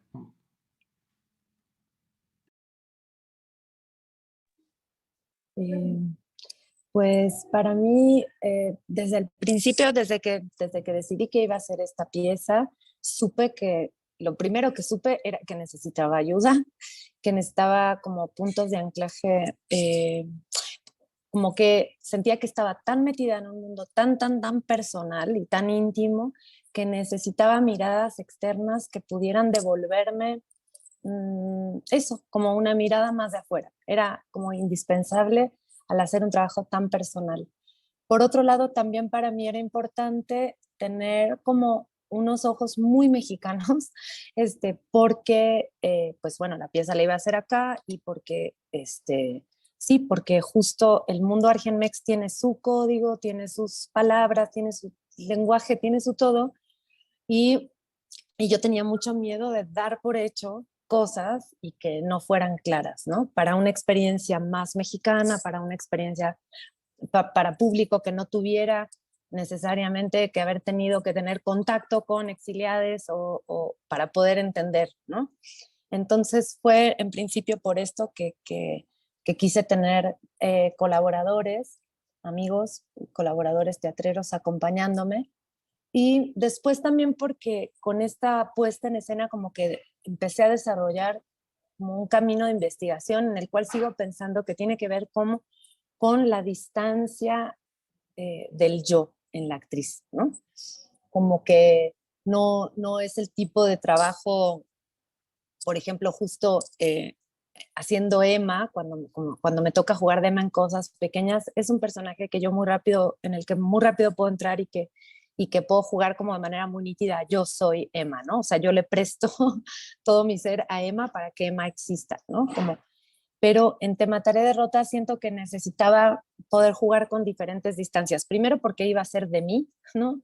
Eh, y claro que, y me hago muchas preguntas como actriz en el mundo del teatro documental o del biodrama, del teatro personal, como cuando uno dice, hola, yo soy Micaela, pero que no es lo mismo decir, hola, yo soy Micaela en un Zoom o en una sala de una casa que en un espacio escénico, ¿no? Aunque no sea un teatro. Entonces, empecé a jugar con esto y como yo también juego en la pieza a ser mi papá, y este juego lo hacía con mi papá estando ahí, que era muy, muy fuerte, o cuando mi papá ya no estaba, como cobró otros matices, y también en algunos momentos permito, digamos, me permito decir la voz de mi abuelo, ¿no? Pero no interpreto a mi abuelo, ¿no? Sino que hago algunas evocaciones, cómo era la boca de mi abuelo, cómo eran las manos, cómo se sentiría en mi cuerpo, lo que para mí era ese cuerpo, ¿no? Entonces, bueno, esto me llevó a hacer como una investigación actoral personal, justo como las distancias del yo frente, o sea, de la yo actriz frente al personaje. Y no sé si esto es algo que es notorio o no en la pieza, pero no era tan importante para mí que fuera notorio técnicamente, pero que a mí me arrojara como caminos de investigación, porque, porque justo cuando se habla de estos temas, y sobre todo de desaparición, no sé, de los campos de concentración en el que murieron mis bisabuelos y las hermanas de mi abuelo, como que siento que hay toda una, como un mundo temático que siento que si entra en el mundo del melodrama o de la autoconmiseración, corre muchísimos riesgos ideológicos, ¿no? Para mí, y éticos. Entonces, esta investigación pasó por una cosa técnica actoral, pero que tenía para mí una resonancia en la ética de la representación del espectáculo, que la verdad es bastante poco espectáculo, pero que igual cumple con algunas reglas del espectáculo, y que a mí en este lugar me daba mucho miedo, ¿no? Aunque yo estuviera contando mi historia, como que sentía que tenía que tener una responsabilidad ética para poder pasar también estas otras voces que no son mías y estas otras historias que siento que nunca pueden caer en el mundo del melodrama porque viven en el mundo de la tragedia y de ahí no pueden salir, ¿no? Entonces también esto para mí implicó el enfrentarme a qué me pasaba a mí haciendo la obra. Siempre fue muy difícil de hacerla. Ahora que tuve que leer la escena me tuve que aguantar muchísimo las ganas de llorar. Y esto, por ejemplo, era un problema para mí en Te Mataré Derrota, ¿no? El cómo juega mi emoción, o qué tan importante es mi emoción en la obra, o qué tanto yo podía pasar por ella, pero sin que eso fuera en ningún momento un espacio de regodeo, a veces, muchas veces un obstáculo para poder seguir, en fin, o sea, como se volvió un trabajo de investigación actoral muy interesante para mí, con el cual todavía sigo trabajando con él, aunque ya no hago esa obra, eh, porque, pues sí, como poder entender, y también desde la dirección, ¿no? ¿Qué es lo que protagoniza este momento? ¿No? Si lo importante es que pase esta voz, esta idea, esta historia, y yo puedo, ¿no? Yo tengo cuerdas vocales para decir esto que quisiera decir mi abuelo, que no puede estar acá, ¿no? Entonces lo que yo pienso, o lo que yo opino, o lo que yo siento sobre esto, qué tan importante es que qué lugar va a tomar, o sea, no tengo de otra, va a existir porque no puede no existir. Entonces, bueno, eso me generó muchas preguntas y muchos problemas, ¿no? También tiene que ver con la investigación que les contaba al principio de cómo el dispositivo se fue exiliando de la idea de teatro, ¿no? De hecho, tengo una colección de críticas muy que amo, de Te Mataré Derrota, donde había o reseñas, ¿no? Que decían, no sé por qué me llevan al teatro a ver esto, ¿no? Esto ni siquiera es teatro, ¿no? Mejor me hubiera invitado Micaela a la sala de su casa y me hubiera contado esto, ¿no? Y eran críticas que pues querían ser malas, pero para mí fueron muy buenas, porque claro, por un lado me confirmaban lo que ya íbamos sabiendo sobre el camino, que era que la obra no funcionaba en un teatro, la metimos en un teatro y no funcionó, y cuando la estuvimos haciendo en otro tipo de espacios, en casas derruidas, bueno, incluso hicimos una función en un museo que había una exposición sobre el exilio argentino en México, y eso fue hermoso porque se armó todo un departamento. Muchos exiliados llegaron a la Villa Olímpica, y ese fue como una especie de gueto, ¿no? Del exilio argentino en México, y entonces hizo una reproducción del departamento en el museo junto con un montón de documentos y fotos. La obra se hizo ahí. O sea, la obra funcionaba en ese tipo de espacios, pero no tanto en el teatro. ¿no? La dureza de la dificultad de la relación que a veces se genera en un teatro no funcionaba para esta pieza. Y pues creo que eso es. Y lo que decía al principio, que para esta obra fue muy importante, que fue el poder tener un ojo mexicano, ojos mexicanos que me ayudaran a cuando yo estuviera perdiendo un poco, como que me estuviera perdiendo en no dar contexto o en dar por hecho que cosas que, que yo pensaba que se entenderían no se entendían.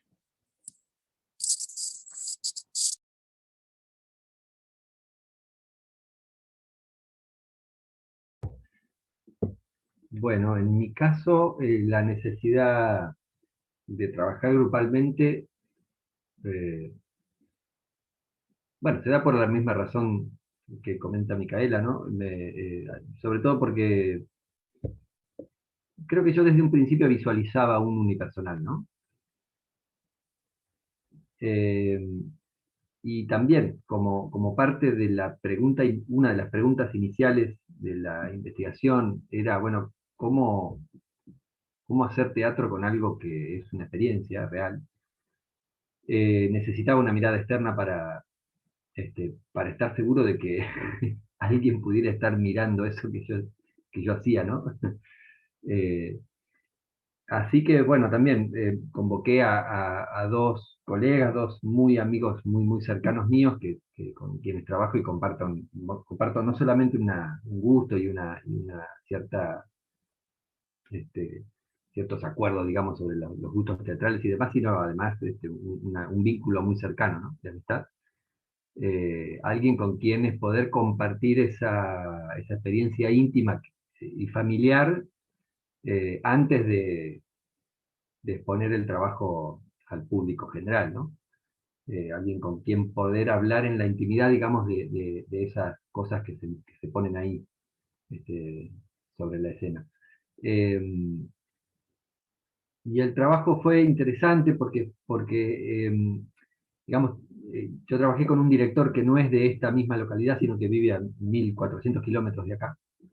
Por lo tanto, mis encuentros con él eran, sí, más o menos periódicos, pero bueno, no muy cercanos. Nos veíamos cada más o menos 2 meses, una cosa así.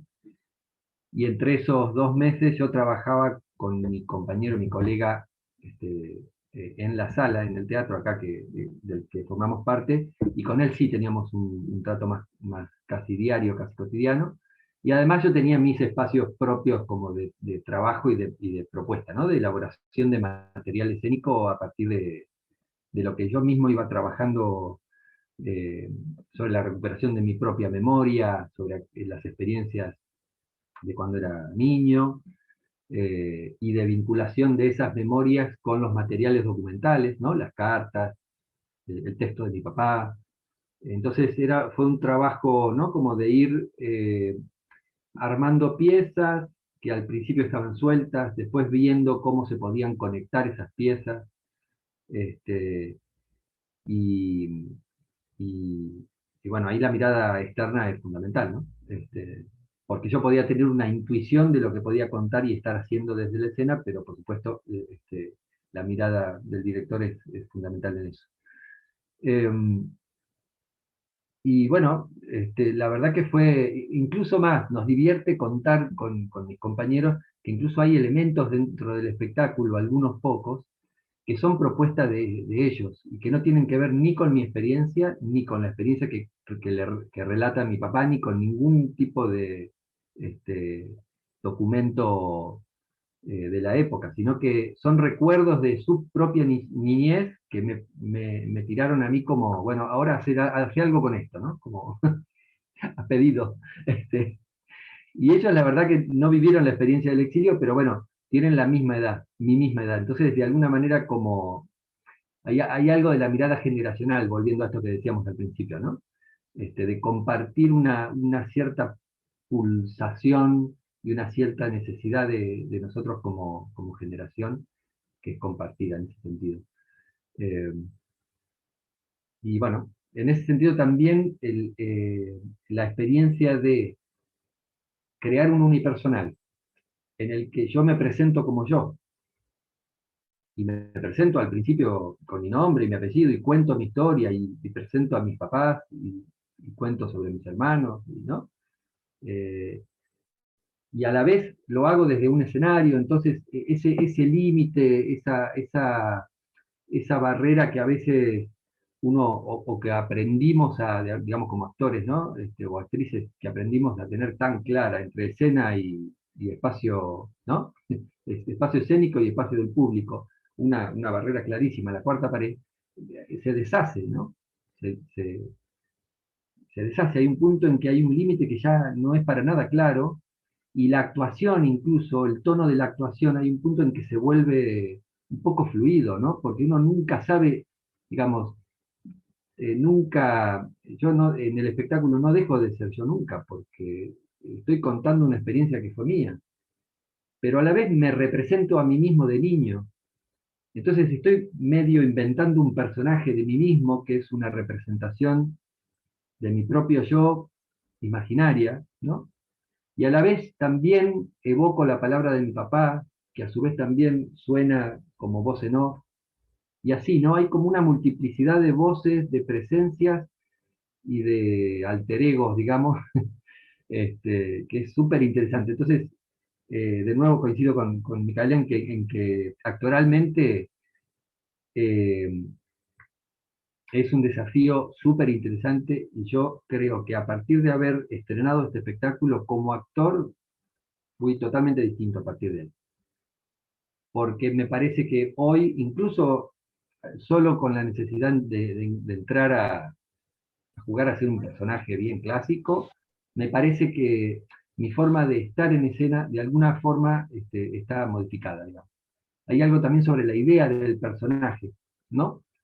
Que podríamos hablar de que, y esto ya saliendo de la cuestión de la memoria o de la historia y demás, sino más pensando en una cuestión más técnica, teatral, actoral, eh, la concepción del personaje, ¿no? Que tanto hoy está cuestionada, viene un poco de la mano de este tipo de experiencias también, me parece.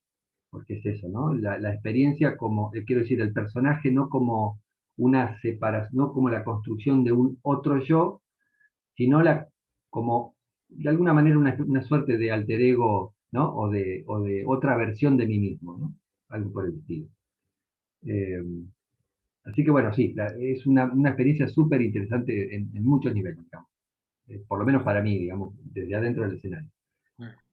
Buenísimo, muchas gracias. Ahora, para cerrar este bloque, quería preguntarle a Daniela, bueno, si quiere como profundizar también qué es para vos hacer, cómo es para vos hacer Emma actuando, pero también qué pasa con ese personaje, con el público, sobre todo, bueno, ustedes trabajan mucho con jóvenes audiencias y también en lugares que reciben migrantes. Entonces, ¿cómo es esa experiencia de los niños y las niñas que ven la obra? Vos me decías por ahí en la entrevista, algunos son muy Emma, otros se sienten que tienen una Emma ahí cerca, ¿no? En la escuela. Y luego lo que pasa con el museo. Bueno, para los que no vieron la obra, hay un elemento fundamental que es el museo de cosas pequeñas y extraordinarias que Emma tenía en el lugar de origen, que nunca se nombra cuál es el lugar de origen, ni tampoco el lugar de llegada, pero que hacía con su abuela, con su tío, y luego le proponen, el gato, también amigo cercano, y la abuela le proponen, ¿por qué no hacer un museo de cosas pequeñas y extraordinarias en el nuevo lugar? Y hay algo que sucede con los niños y ese museo que, bueno, si quieres contar un poquito qué pasa con eso. Bueno, nada más para cerrar esta historia del museo, tenemos como que al final de la obra enseñamos, al público se acerca al escenario y pueden acercarse al museo, que tal cual es un mueble grandote que se abre y tiene muchas cosas pequeñas y extraordinarias, colecciones de corcholatas, colecciones de cerillos, colecciones de tarjetitas, de fotos, de plumas, de muelas, de telas, de listones. Entonces, realmente es una pieza hermosísima que es una artista visual fantástica con la que trabajamos, que se llama Ana Bellido. Y pues los niños y las niñas se acercan o nos regalan cosas para que estén dentro del museo. Entonces, esta obra ha viajado a Venezuela, España, Argentina, Colombia, casi todo México, hemos ido a muchísimas ciudades en México, y pues es muy lindo porque este museo ha ido creciendo con los distintos, con los elementos que nos han dado las niñas y los niños de los distintos lugares que hemos visitado. Y por otro lado, ese museo también tiene como un como efecto en las familias, en las niñas y los niños, de que ellos deciden hacer su propio museo en sus casas. Entonces nos han llegado muchas como fotografías en nuestras redes sociales de miren, ya estoy empezando mi museo, y es muy bonito porque pues es una forma en que la obra sale del escenario, ¿no? Se va del teatro y llega a las casas, y llega a las escuelas, y llega a las conversaciones de las familias, como que eso es padre, que lo que a mí me encanta es que la puerta del teatro se abre y las personas con este museo que hacen en sus casas, pues sigue la conversación abierta de la historia, y justo como dice Rodrigo, pues nosotros ahora estamos trabajando, colaborando con el ACNUR, que es el Alto Comisionado de las Naciones Unidas para los Refugiados, y con ellos con esta organización hemos estado viajando mucho justo a lugares donde hay muchos migrantes centroamericanos llegando. México es un lugar pues de paso a Estados Unidos, entonces tenemos muchísimos hondureños, ahora muchos haitianos, muchos guatemaltecos, etcétera, que lo mismo que están viviendo los mexicanos de xenofobia aquí ahora que estoy yo en Estados Unidos, viven los centroamericanos en México, ¿no? Entonces, es esa la migración del presente que hay en México. Ese es el exilio forzado de estas personas. Entonces, al trabajar con el ACNUR, vamos a lugares donde hay, y ves en las calles, en Tapachula, que es el sur de México, justo a la frontera de Guatemala con México, ves una cantidad de centroamericanos, una cantidad de haitianos en las calles, y lo mismo en la Ciudad de México, ahora hay muchísimos haitianos en las calles, y es un poco para que la gente que ve a exiliados, a migrantes, se dé cuenta que no vienen aquí ni a quitarnos el trabajo ni porque quieren, vienen porque no tienen otra opción. Entonces, justo a la hora de que vamos a estas ciudades, pues sí, hay niños que dicen, claro, hay una niña que habla rarísimo en mi escuela, que come pupusas o no sé qué, y pues sí, yo al principio no pensaba que como que no quería ser su amiga, pero sí viene como otro tipo de reflexión de justo como de abrazar y de aceptar que nosotras que hemos sido exiliados, pues tenemos familias que no son de sangre, pero son nuestra familia, ¿no? Porque nos abrazaron, porque crecimos con ellos, etcétera. Y es como muy emocionante ver, justo pensamos mucho, Mica y yo, en el trabajo que hacemos para infancias, pensamos que una obra de teatro para niñas es para toda la familia en realidad, porque no es que no vaya a ser para la mamá, no es que no vaya a ser para el papá, no es que no vaya a ser para el hermano que tiene 19 o que tiene 12, sino que son piezas que pues tienen que atravesar así muchas generaciones. Entonces pensar en piezas y cosas pequeñas extraordinarias, y creo que las otras obras que tenemos también tienen esa búsqueda, pues de buscar como líneas de pensamiento para muchas edades, ¿no? Que les atraviese, que las preguntas lleguen a distintos lugares, no importando la edad que tengan.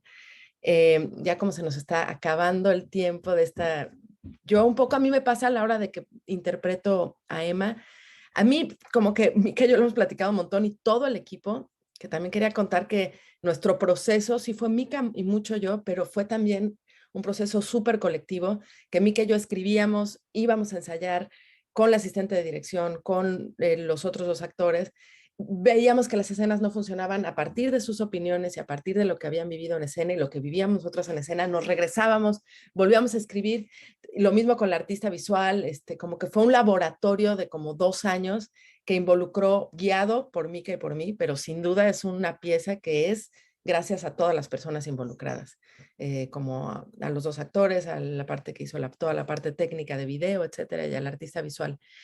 Y bueno, a mí me sucede que yo tengo esta parte de ser mamá y ser Emma, ¿no? Al mismo tiempo. Entonces, cuando soy la mamá, como que pienso mucho en esto que decía Guillermo, de cómo las cosas se van catapultando a las generaciones que van debajo de nosotras, ¿no? Por ejemplo, otra mi hija me decía, es que yo casi nunca te veo llorar, mamá. Y yo decía, wow, yo me quejo de que mis papás no me decían cosas, y yo estoy replicando un poco eso, ¿no? Como decir, yo no muestro mis emociones, no platico todo lo que pienso por protegerlas. Y justo yo me enojé mucho con mi papá, decía, ¿por qué me quisiste proteger y no me dijiste qué es lo que estaba pasando? Entonces, como son estas líneas que a mí me atraviesa ahí en la maternidad tremendamente en esta obra. Y en Emma, pues eso, mi historia personal. Entonces, como que es una obra que Mica y yo siempre decimos, esta obra la queremos hacer siempre, o sea, no deja de conmovernos, no deja de, como siempre tuvimos ahora una temporada en febrero de muchas funciones y ahora estamos de nuevo empezando un momento de varias giras por México y como que siempre estamos así, bueno, ¿por qué lo hacemos? Y hay obras que a veces ya ni encuentras la respuesta y nada más las hace porque es un trabajo, ¿no? Pero justo en esta obra las dos como que siempre que nos vemos decíamos, no, esto no deja de movernos, no deja de conmovernos y no solo por nuestra historia personal, sino por el mundo. El mundo está en un momento que el exilio es de las cosas más importantes, no más importantes, las cosas que están así presentes en las calles, en las noticias, las desapariciones son cosas que están sucediendo, entonces nos sigue de atravesarnos no por nuestro pasado, sino también por el presente y por el futuro de mis hijas también, que también son muy familia de Mica, ¿no? Mica es muy tía de ellas. Eso, un poco. Bueno, muchas gracias. La verdad que buenísimo escucharlos a los tres. Bueno, había más preguntas pensando sobre la cuestión, cómo ven ustedes la relación con la memoria, con la justicia y demás, con estos procesos, y también sobre cómo es para ustedes, cómo ha sido personalmente, o sea, cómo es socialmente hacer estas obras, la importancia de las obras, pero también para ustedes, ¿no? En las entrevistas por ahí hablaban de reparación, de sanación, de puntos de sutura, de apapacharnos colectivamente, de, bueno, esto que comentaron ustedes, de encontrar la propia voz, ¿no? De verbalizar, la posibilidad de verbalizar y de poder, bueno, repensar esto. También hablaban de reconstrucción de la identidad, ¿no? Hablaban de afirmación de la identidad, bueno, pero bueno, por ahí ya queda para otro momento porque se nos está yendo un poco del tiempo, pero realmente muy emocionante escucharlos a los tres sobre sus procesos, sobre las obras. Yo lloro cada vez que las veo, lloro, releo las entrevistas, bueno, siempre estoy como muy emocionado con la experiencia. Les agradezco mucho la generosidad, realmente la apertura muy personal, tanto las historias de cada uno, cada una, y de su familia, como los procesos creativos, ¿no? Que son algo tan, bueno, tan valioso, pero que uno nunca cuenta muy, es algo muy íntimo del grupo, personal. Bueno, entonces, realmente les agradezco mucho. Y bueno, que me parece que vamos a abrir ya mismo un turnito de preguntas, de intervenciones, de comentarios. Si han ido mirando las intervenciones en el chat, todas han sido expresiones de que esto ha gustado muchísimo, que ha conmovido, que ha movilizado a todas las que lo están escuchando. Así que me parece que, ya digo, sin otro preámbulo, yo habilitaría a utilizar los últimos 20, 25 minutos que tenemos para escucharlas y escucharlos a todos y a todas. Yo también tengo mis propias preguntas, pero no quiero acaparar, y a la vez quisiera hacerle una pregunta a Rodrigo, porque Rodrigo es parte de este grupo generacional, y que a la vez que también ha sido autor de un proceso creativo similar, así que quizás él tenga también la posibilidad de contarnos un poco. Veo algunas caras que dicen que sí, por eso ya tuvimos una experiencia muy emocionante hace un par de años con él, pero bueno, para hacernos democrático y siendo que todos hay tanta gente de tantos lugares diferentes, y seguramente con tantos intereses también heterogéneos, habilitamos, ¿sí? Si van subiendo la manito o levantando el micrófono y vamos conversando. ¿Qué les parece?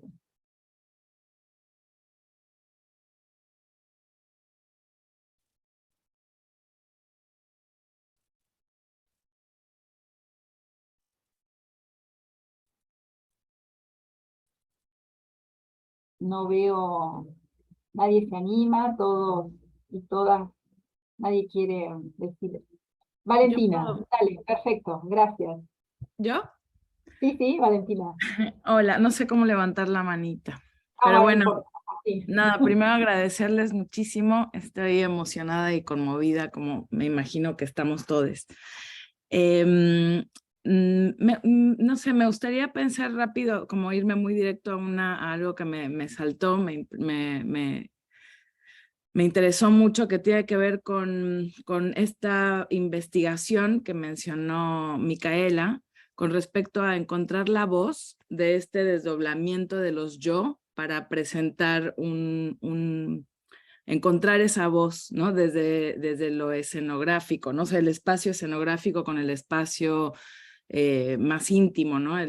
O mencionaba Rodrigo, creo que fue, o Guillermo, de la cuarta pared, como toda esta estructura en el léxico de la dramaturgia y del estudio de la dramaturgia, cómo pensarlo en el espacio académico de las ciencias sociales y de cómo encontrar un marco teórico y un sustento, digamos, como para hablar desde ese yo, ¿no? Estas generaciones que estamos pensándonos, ¿no? Y hablando en una primera persona y eso, o sea, como que no sé cómo plantearlo como pregunta, pero me hizo eco en esa investigación de esa voz y de esa postura, ¿no?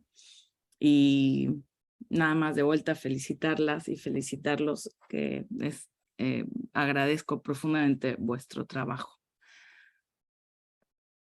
No sé si quieren que vayamos buscando más intervenciones, comentarios, preguntas, impresiones, o le contestamos a Valentina. Los cuatro digo, lo pongo a Rodrigo en posición también de hacerlo, digo, no sé, como quieran.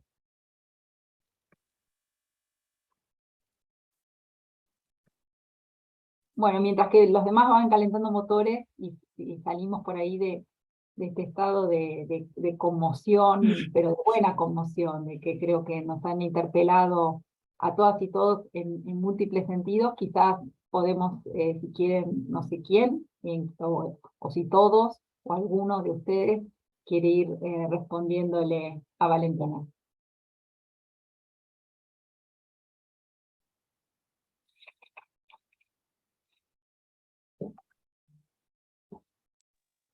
Hola, Vale, ya te vi. Hola, Estoy muy feliz porque acabo de empezar a mover todo y estoy empezando a ver caras conocidas y caras queridas y me acabo de emocionar muchísimo. Mis amigas cordobesas también. Bueno, pues no sé, pienso que, o sea, justo pienso que es como una pregunta abierta para mí, ¿no? En mi trabajo, en todos los momentos, o sea, con todos los temas, ¿no? Yo coincido con Guillermo en como esta sensación casi de ser otra, ¿no? Después de este trabajo, por todas las preguntas, sí, sin duda, por todo esto que ya no nos dio tiempo a hablar, que tiene que ver con la propia reparación, con la responsabilización personal de la autorreparación, de algunas cosas, porque claro que una no se puede autorreparar del todo, pero con poder nombrar la herida para poder empezar a suturarla primero y ayudarla a cicatrizar y todo, y que sin duda ahí, o sea, en dónde está la voz y dónde está el foco, pues hay un trabajo ético que siento y un pensamiento que no termina nunca, ¿no?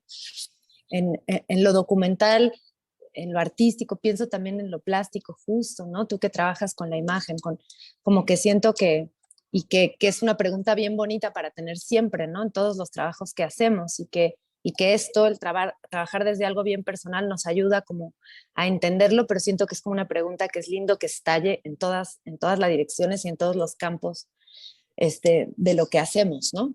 Y un poco quizás para hilar esto con una de las preguntas que quedaron bailando, que también tienen que ver con la reparación, y ahora porque acabo de ver que está Carolina acá en el chat y que, de hecho te contaba, Rodrigo, que para mí fue especialmente reparadora mi experiencia de ir a Córdoba, porque, ay, me emociono de contar esto, pero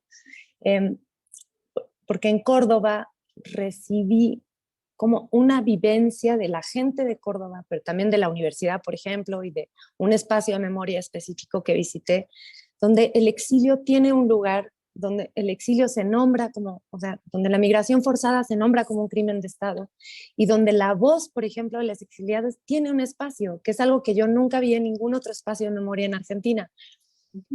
Hay una sala dedicada al exilio, con un texto hermoso, una introducción del queridísimo Toto Schmuckler, y hay un mapa lleno de foquitos, y hay un libro para que las personas exiliadas que visiten ese espacio dejen cuenta y den registro de su historia, de los nombres, de las familias y demás. Y esto me parece que no es menor, o sea, que haya aunque sea un espacio de memoria muy, muy, muy hermoso en Córdoba, con gente muy, muy hermosa que está pensando en esto y que le está dando un espacio, ¿no?, al exilio, para nombrar, o sea, nombra, pero lo permite autonombrarse y ocupar un espacio y una voz, ¿no? Entonces, como que sí, yo no tengo tan clara y no es tan inmediata para mí la respuesta de para qué la memoria, para qué los actos de memoria. O sea, o quizás es una respuesta que en mí se mueve todo el tiempo,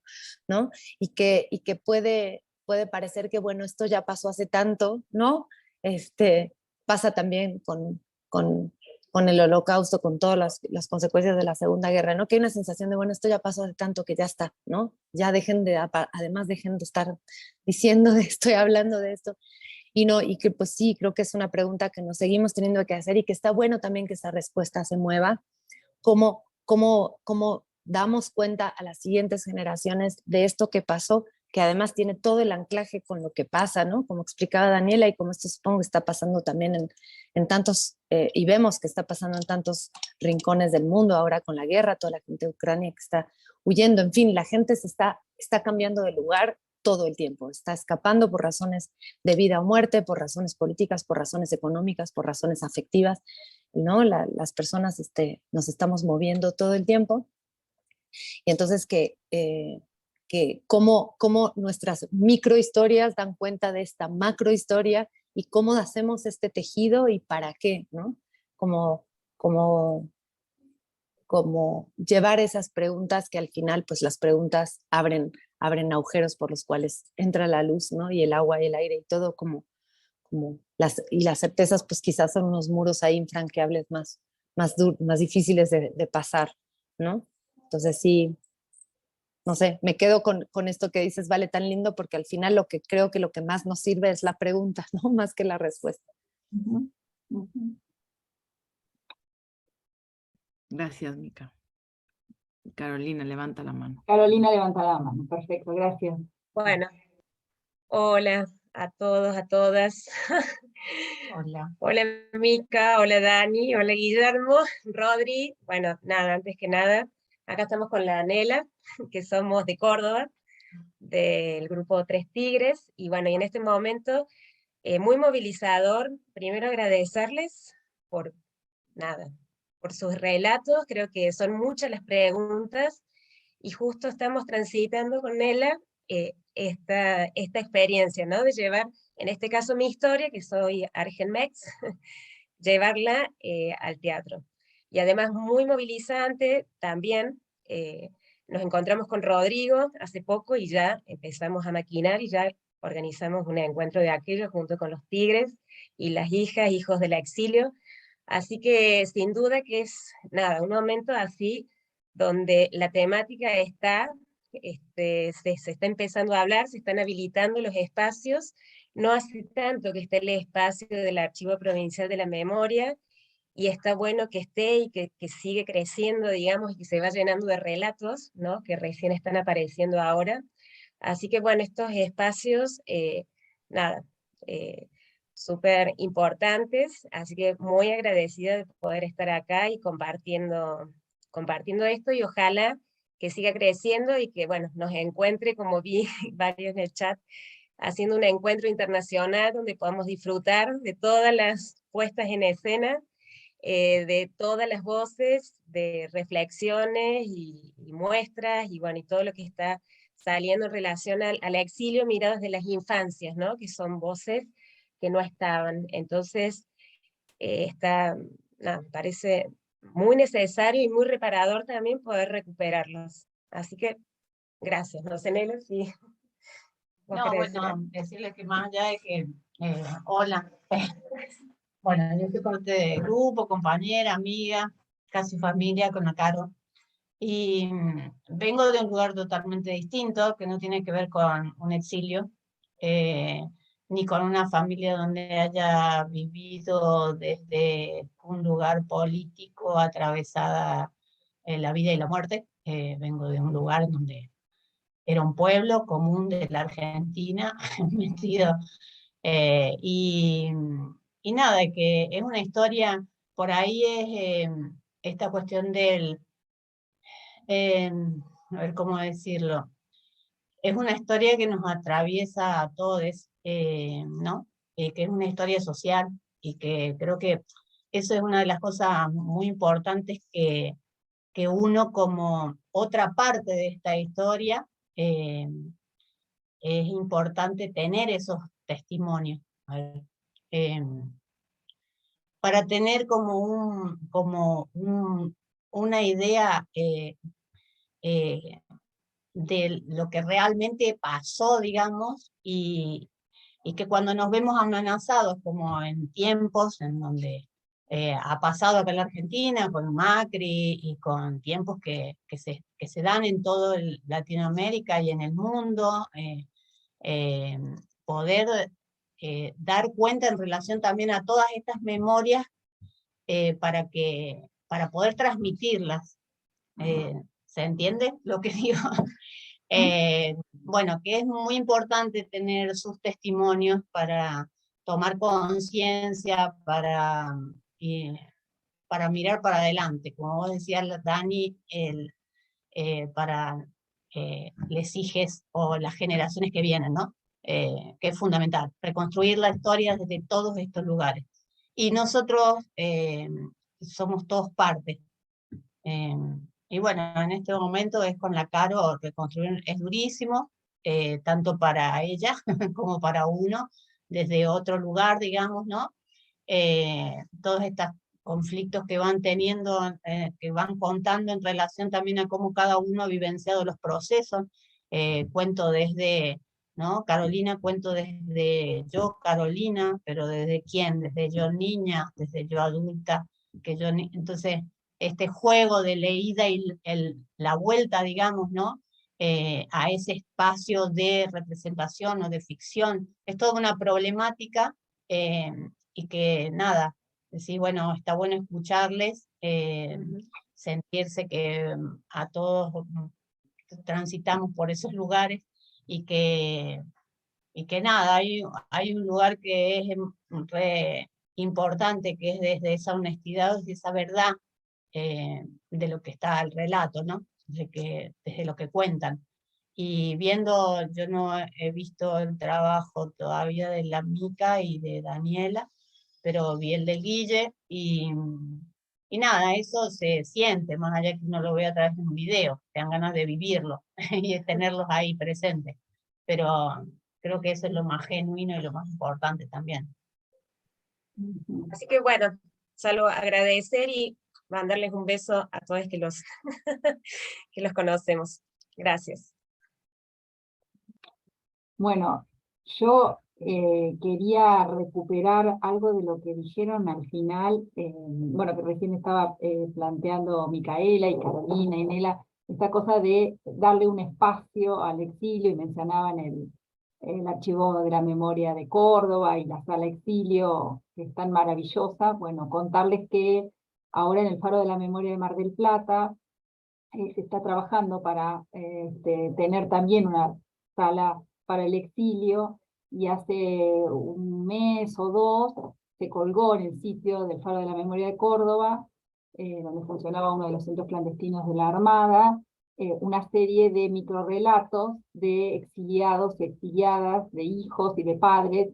Es un proceso, digamos, en construcción, así que seguramente todos y todas están invitadas a dar relato, porque en principio surge movilizado por un grupo de exiliados de la ciudad de Mar del Plata, pero tiende a incorporar a exiliados de distintas ciudades del país, ¿sí? O sea, no solamente hay testimonios en relación a eso. La otra cosita que quería comentar, nos quedan unos minutos, pero si levantan manitos yo me callo, que creo que es más interesante, que me pareció súper, digamos, que me impactó.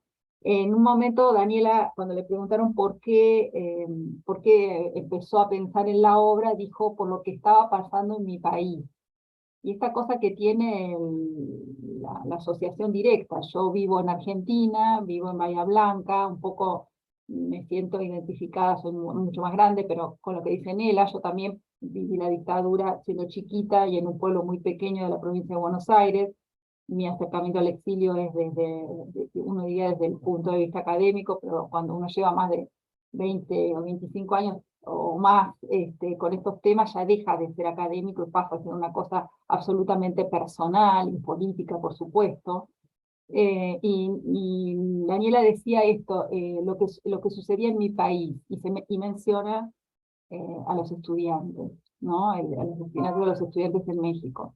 Y ahora Nela dice lo que pasaba en la época de Macri, y yo fue lo que pensé cuando ella empezó a hablar, ¿no?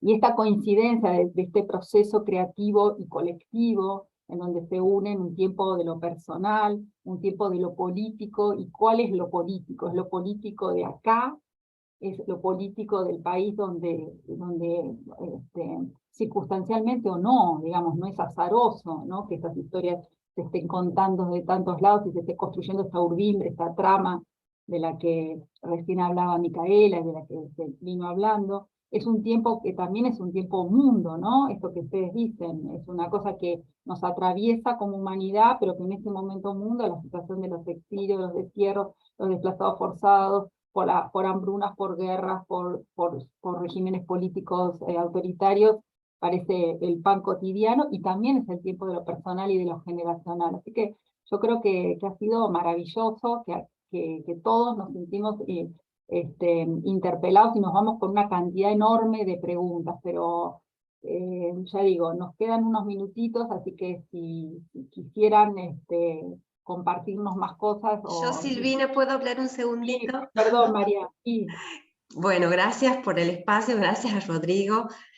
Bueno, yo soy tucumana, así que por mi tonada podrán saber que soy rara, me como las S y las R, así que espero que lo entiendan.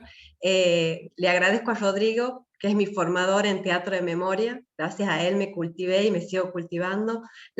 Vi las obras, las 3 obras me encantaron, pero me centro mucho más en la que es infantil, porque empieza a tocar una temática que para los hijos, las hijas y los hijos es difícil que uno pueda transmitir, y cómo le explica. Entonces me parece que es interesante, me emocioné como niña cuando la vi, y además me encantaron los recursos que se utilizaron, pero sobre todo escuchar la risa de las niñas que estaban ahí, me pareció fantástico, porque es darle una vuelta más a historias que son muy dolorosas, pero que se puede desde la alegría de los mismos pequeños y pequeñas, darle como un giro. Y me parece que eso es un camino nuevo a recorrer, y quería ver que me cuenten qué experiencias tuvieron, pero a partir de los espectadores que fueron estos pequeños y pequeñas. Eso. Recuperamos, si les parece, una última preguntita, que sería la de Ulises, que tiene levantado la mano. Digo última porque la idea es que el espacio dure 2 horas. Me van a dejar después un minutito para dar un anuncio parroquial, digamos, para convocar para el próximo encuentro. Ulises, si querés compartirnos tu pregunta o inquietud. Claro. Hola, buenas tardes a todas, todos, todes. Después de la muy buena pregunta de María, me parece que lo que yo voy a preguntar va por otro lado. Y bueno, mi pregunta es, yo me conecto desde México, Ciudad de México, preguntarles a Micaela, Daniela, Guillermo, por supuesto también a Rodrigo, ¿cómo conectan estas obras y cómo conectan también sus propias historias, ¿no? de exilio, y por supuesto con un trasfondo, ¿no? de violencia política? ¿Cómo conecta con lo que está pasando en este momento en México, ¿no? La violencia por la que está atravesando este país desde hace mucho tiempo, y los más de 100,000 desaparecidos y desaparecidas que hay ahora, ¿no? Que es una cifra terrible, que cuando uno estudia la historia y piensa, por supuesto, ¿no? Nunca más, ¿no? Muchas de las cosas de los estudios son para que esto nunca más se repita. Y bueno, ahora ver como lo que está ocurriendo, por supuesto, en otras partes también de América Latina, pero concretamente en México, ¿cómo conecta esto, ¿no? con su historia? ¿Cómo se recibe en este momento también el mensaje, ¿no? que hay detrás de sus obras? Bueno, quiero ser breve. Gracias. Perdón, Silvina, también el señor Rocco creo que también había... Perdón, Rocco, no te vi que habías levantado la mano, discúlpame.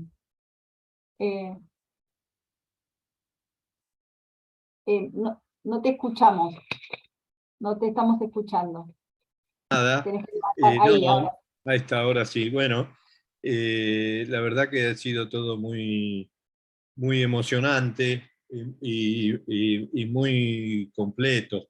Me interesó muchísimo unas cosas unas reflexiones que hizo Daniela, sobre todo, ¿no? Que vinculó toda esta cuestión con esta universalidad de la complejidad de los exilios, el trabajo, la posibilidad de trabajar con ACNUR, mostrar otras realidades, ¿no? Me parece que es porque el tema del trabajo con exilio no es solo un trabajo de la memoria por sí, sino es evidentemente una cuestión de futuro, porque por algo los exiliados fueron exiliados, ¿no?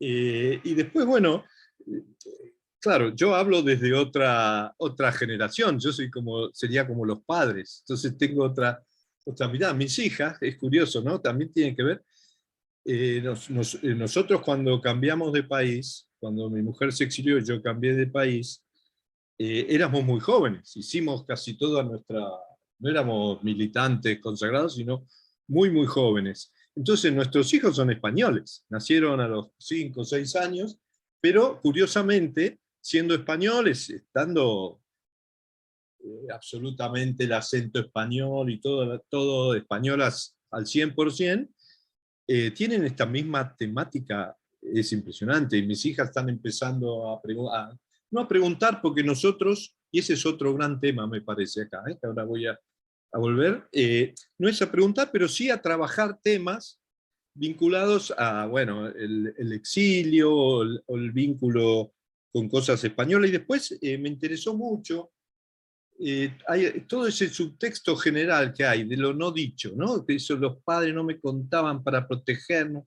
Nosotros hemos reflexionado mucho sobre el exilio, ¿no? Y es curioso que hay un paralelismo muy fuerte que uno puede ver con los represaliados de la Guerra Civil Española. Toda esta historia que los hijos no sabían que sus padres habían sido republicanos y no sé cuánto, ¿no? Que hay como una negación por el afán así de protección y de esta cosa de protegerlos porque van a ser distintos, ¿no? Yo también lo he tenido con mis hijas, es decir, uno quiere que se amolde, que se adapte, ¿no? Que no viva esta situación de discriminación, pero bueno, es inevitable, ¿no? El exilio es una herida que no se cura, ¿no? Y bueno, yo quiero agradecer a Silvina por la invitación y felicito a todo el mundo. Me parece que estas iniciativas son realmente extraordinarias y con mucho futuro. Bueno, es nada más quería decirse. Gracias, Silvina. Gracias, Rocco, gracias. Bueno. Igual yo respondo rapidísimo la pregunta de Mariana, me parece, que tenía creo, de Tucumán, de ahí es tu papá, ¿no, Mica? Bueno, yo siento que un poco el trabajo que hacemos en Proyecto Perla, en las obras para niñas, que sí es hablar de cosas que nos duelen, cosas que nos importan, porque nos parece que el teatro para infancias es la cosa más política que puede haber, o sea, no puede haber un teatro para infancias que no sea político, y hablar de las cosas que están pasando en nuestro país, que están pasando en el mundo, que pasan internamente, emocionalmente, que pasan en las familias, o sea, como ese tipo de pequeñas heridas que al fin y al cabo nos van creando como comunidad y como familias y como personas, como es de las cosas que más nos importan, ¿no? Nos atraviesa mucho hablar de esas cosas. Y para infancias, porque, o sea, muchas veces pensamos, pero ¿cómo vamos a hablar de justo de esos temas para las infancias? Pero justo pensamos que si lo hacemos desde el universo del juego y desde lo lúdico, entonces como que esos temas se tienen que tocar, de esos temas se tienen que hablar, de esos temas los niños se enteran, las niñas se enteran. Entonces, pues qué mejor hacerlo que desde el juego, desde el cariño, desde la parte con una conciencia ética muy, muy profunda. Bueno, creo que esto podemos hacer un seminario solo de esto, yo creo.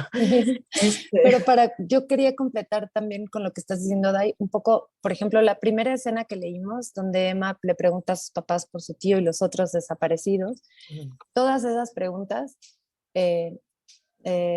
salieron de una niña.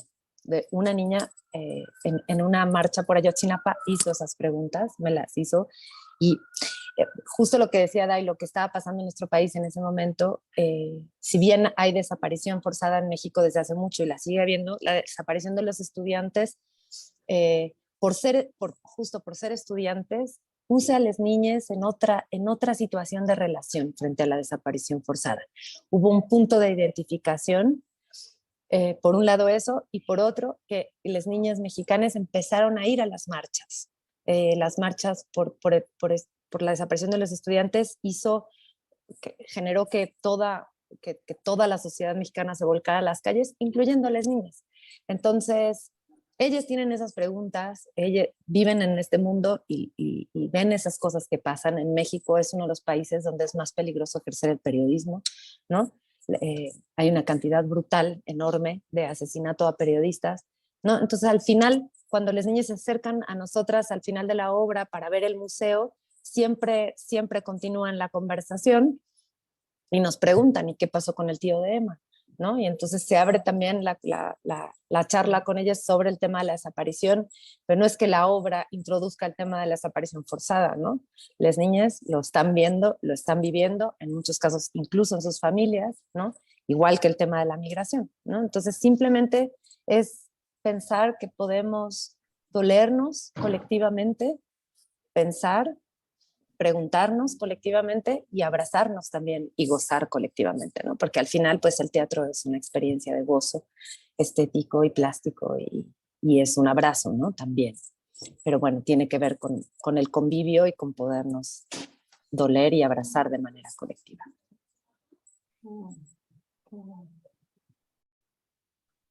Bueno, siendo mala, porque me toca a mí ahora cortar la sesión, y la verdad que creo que todos nos gustaría, no sé, tomarnos un vino, cerveza, tequila, café, no sé qué, porque no sé, estamos en distintos horarios y en distintas estaciones del año y todo, pero bueno, decirles que si les gusta el espacio, nos vamos a volver a encontrar el 6 de octubre, que es un jueves, probablemente este mismo horario, a discutir algo que tiene que ver, pero que no tiene que ver. Vamos a poner en diálogo dos libros. En realidad los libros van a ser excusas para discutir lo que fue la represión dictatorial y los exilios en un lugar de la Argentina que es la Patagonia Argentina, en Neuquén. Uno de los libros que vamos a mirar es este, que acaba de salir, que se llama Liberando Memorias sobre exilios y desexilios, y para que vean el punto de conexión, se llama Relatos de hijos desde la Nor Patagonia, que compila Cristina García Vázquez. Lo vamos a poner a discutir con un libro de dos autoras, que son Marcela Ferrada y Cecilia Sconegui, que decidieron hacer un libro acerca de la historia de Neuquén. ¿Qué pasaba en Neuquén cuando pasaban estas cosas que cuentan los libros de historia? Es decir, también está pensado para niñas, así acá también está esto que las obras de Daniela, Micaela y la de Guillermo planteaban, ¿no? Y la pregunta era por qué un libro, digamos, que plantea recursos didácticos o cómo pensar distintos procesos y también la dictadura en el espacio de Neuquén, es decir, fuera de Buenos Aires, fuera del relato hegemónico, y cómo pensar esto con los exilios, y bueno, y esto es lo que vamos a discutir. Represión, exilio a escala local, desde Neuquén, en Neuquén, para involucrar otras voces, es decir, para que también estas otras voces que por ahí pensaban que no tenían derecho, que no tenían historia, y que tienen que ver también con distintas generaciones de exilio, pero también con la generación de los hijos, con estas infancias exiliadas que hoy pujan en distintos espacios y de distintas disciplinas por encontrar un lugar, también lo tengan. Así que si tienen ganas, y les invitamos para el jueves 6 de octubre a una sesión de estas mismas características. Pero bueno, esta en particular ha sido un lujazo, ¿no? Para nosotras, para Sol y para mí, increíble, eternamente agradecida a Rodrigo que que fue el armador de todo esto, pero bueno, yo creo mucho en estas cuestiones de las tramas, ¿no? Y por algo uno se va encontrando con gente y se van construyendo estas tramas. Así que, bueno, nos vemos prontito, espero, y si no nos encontraremos en otros lugares que tengan que ver con esto, con exilios, migraciones, violencias, para, como decía recién Micaela, para compartir el dolor, pero también el gozo. A todas y a todos, un abrazo grande. Muchísimas gracias por la Gracias a invitación. todas. Gracias, Rodrigo, por unirnos. Muchas gracias. Gracias. Gracias. Gracias. Gracias a todos.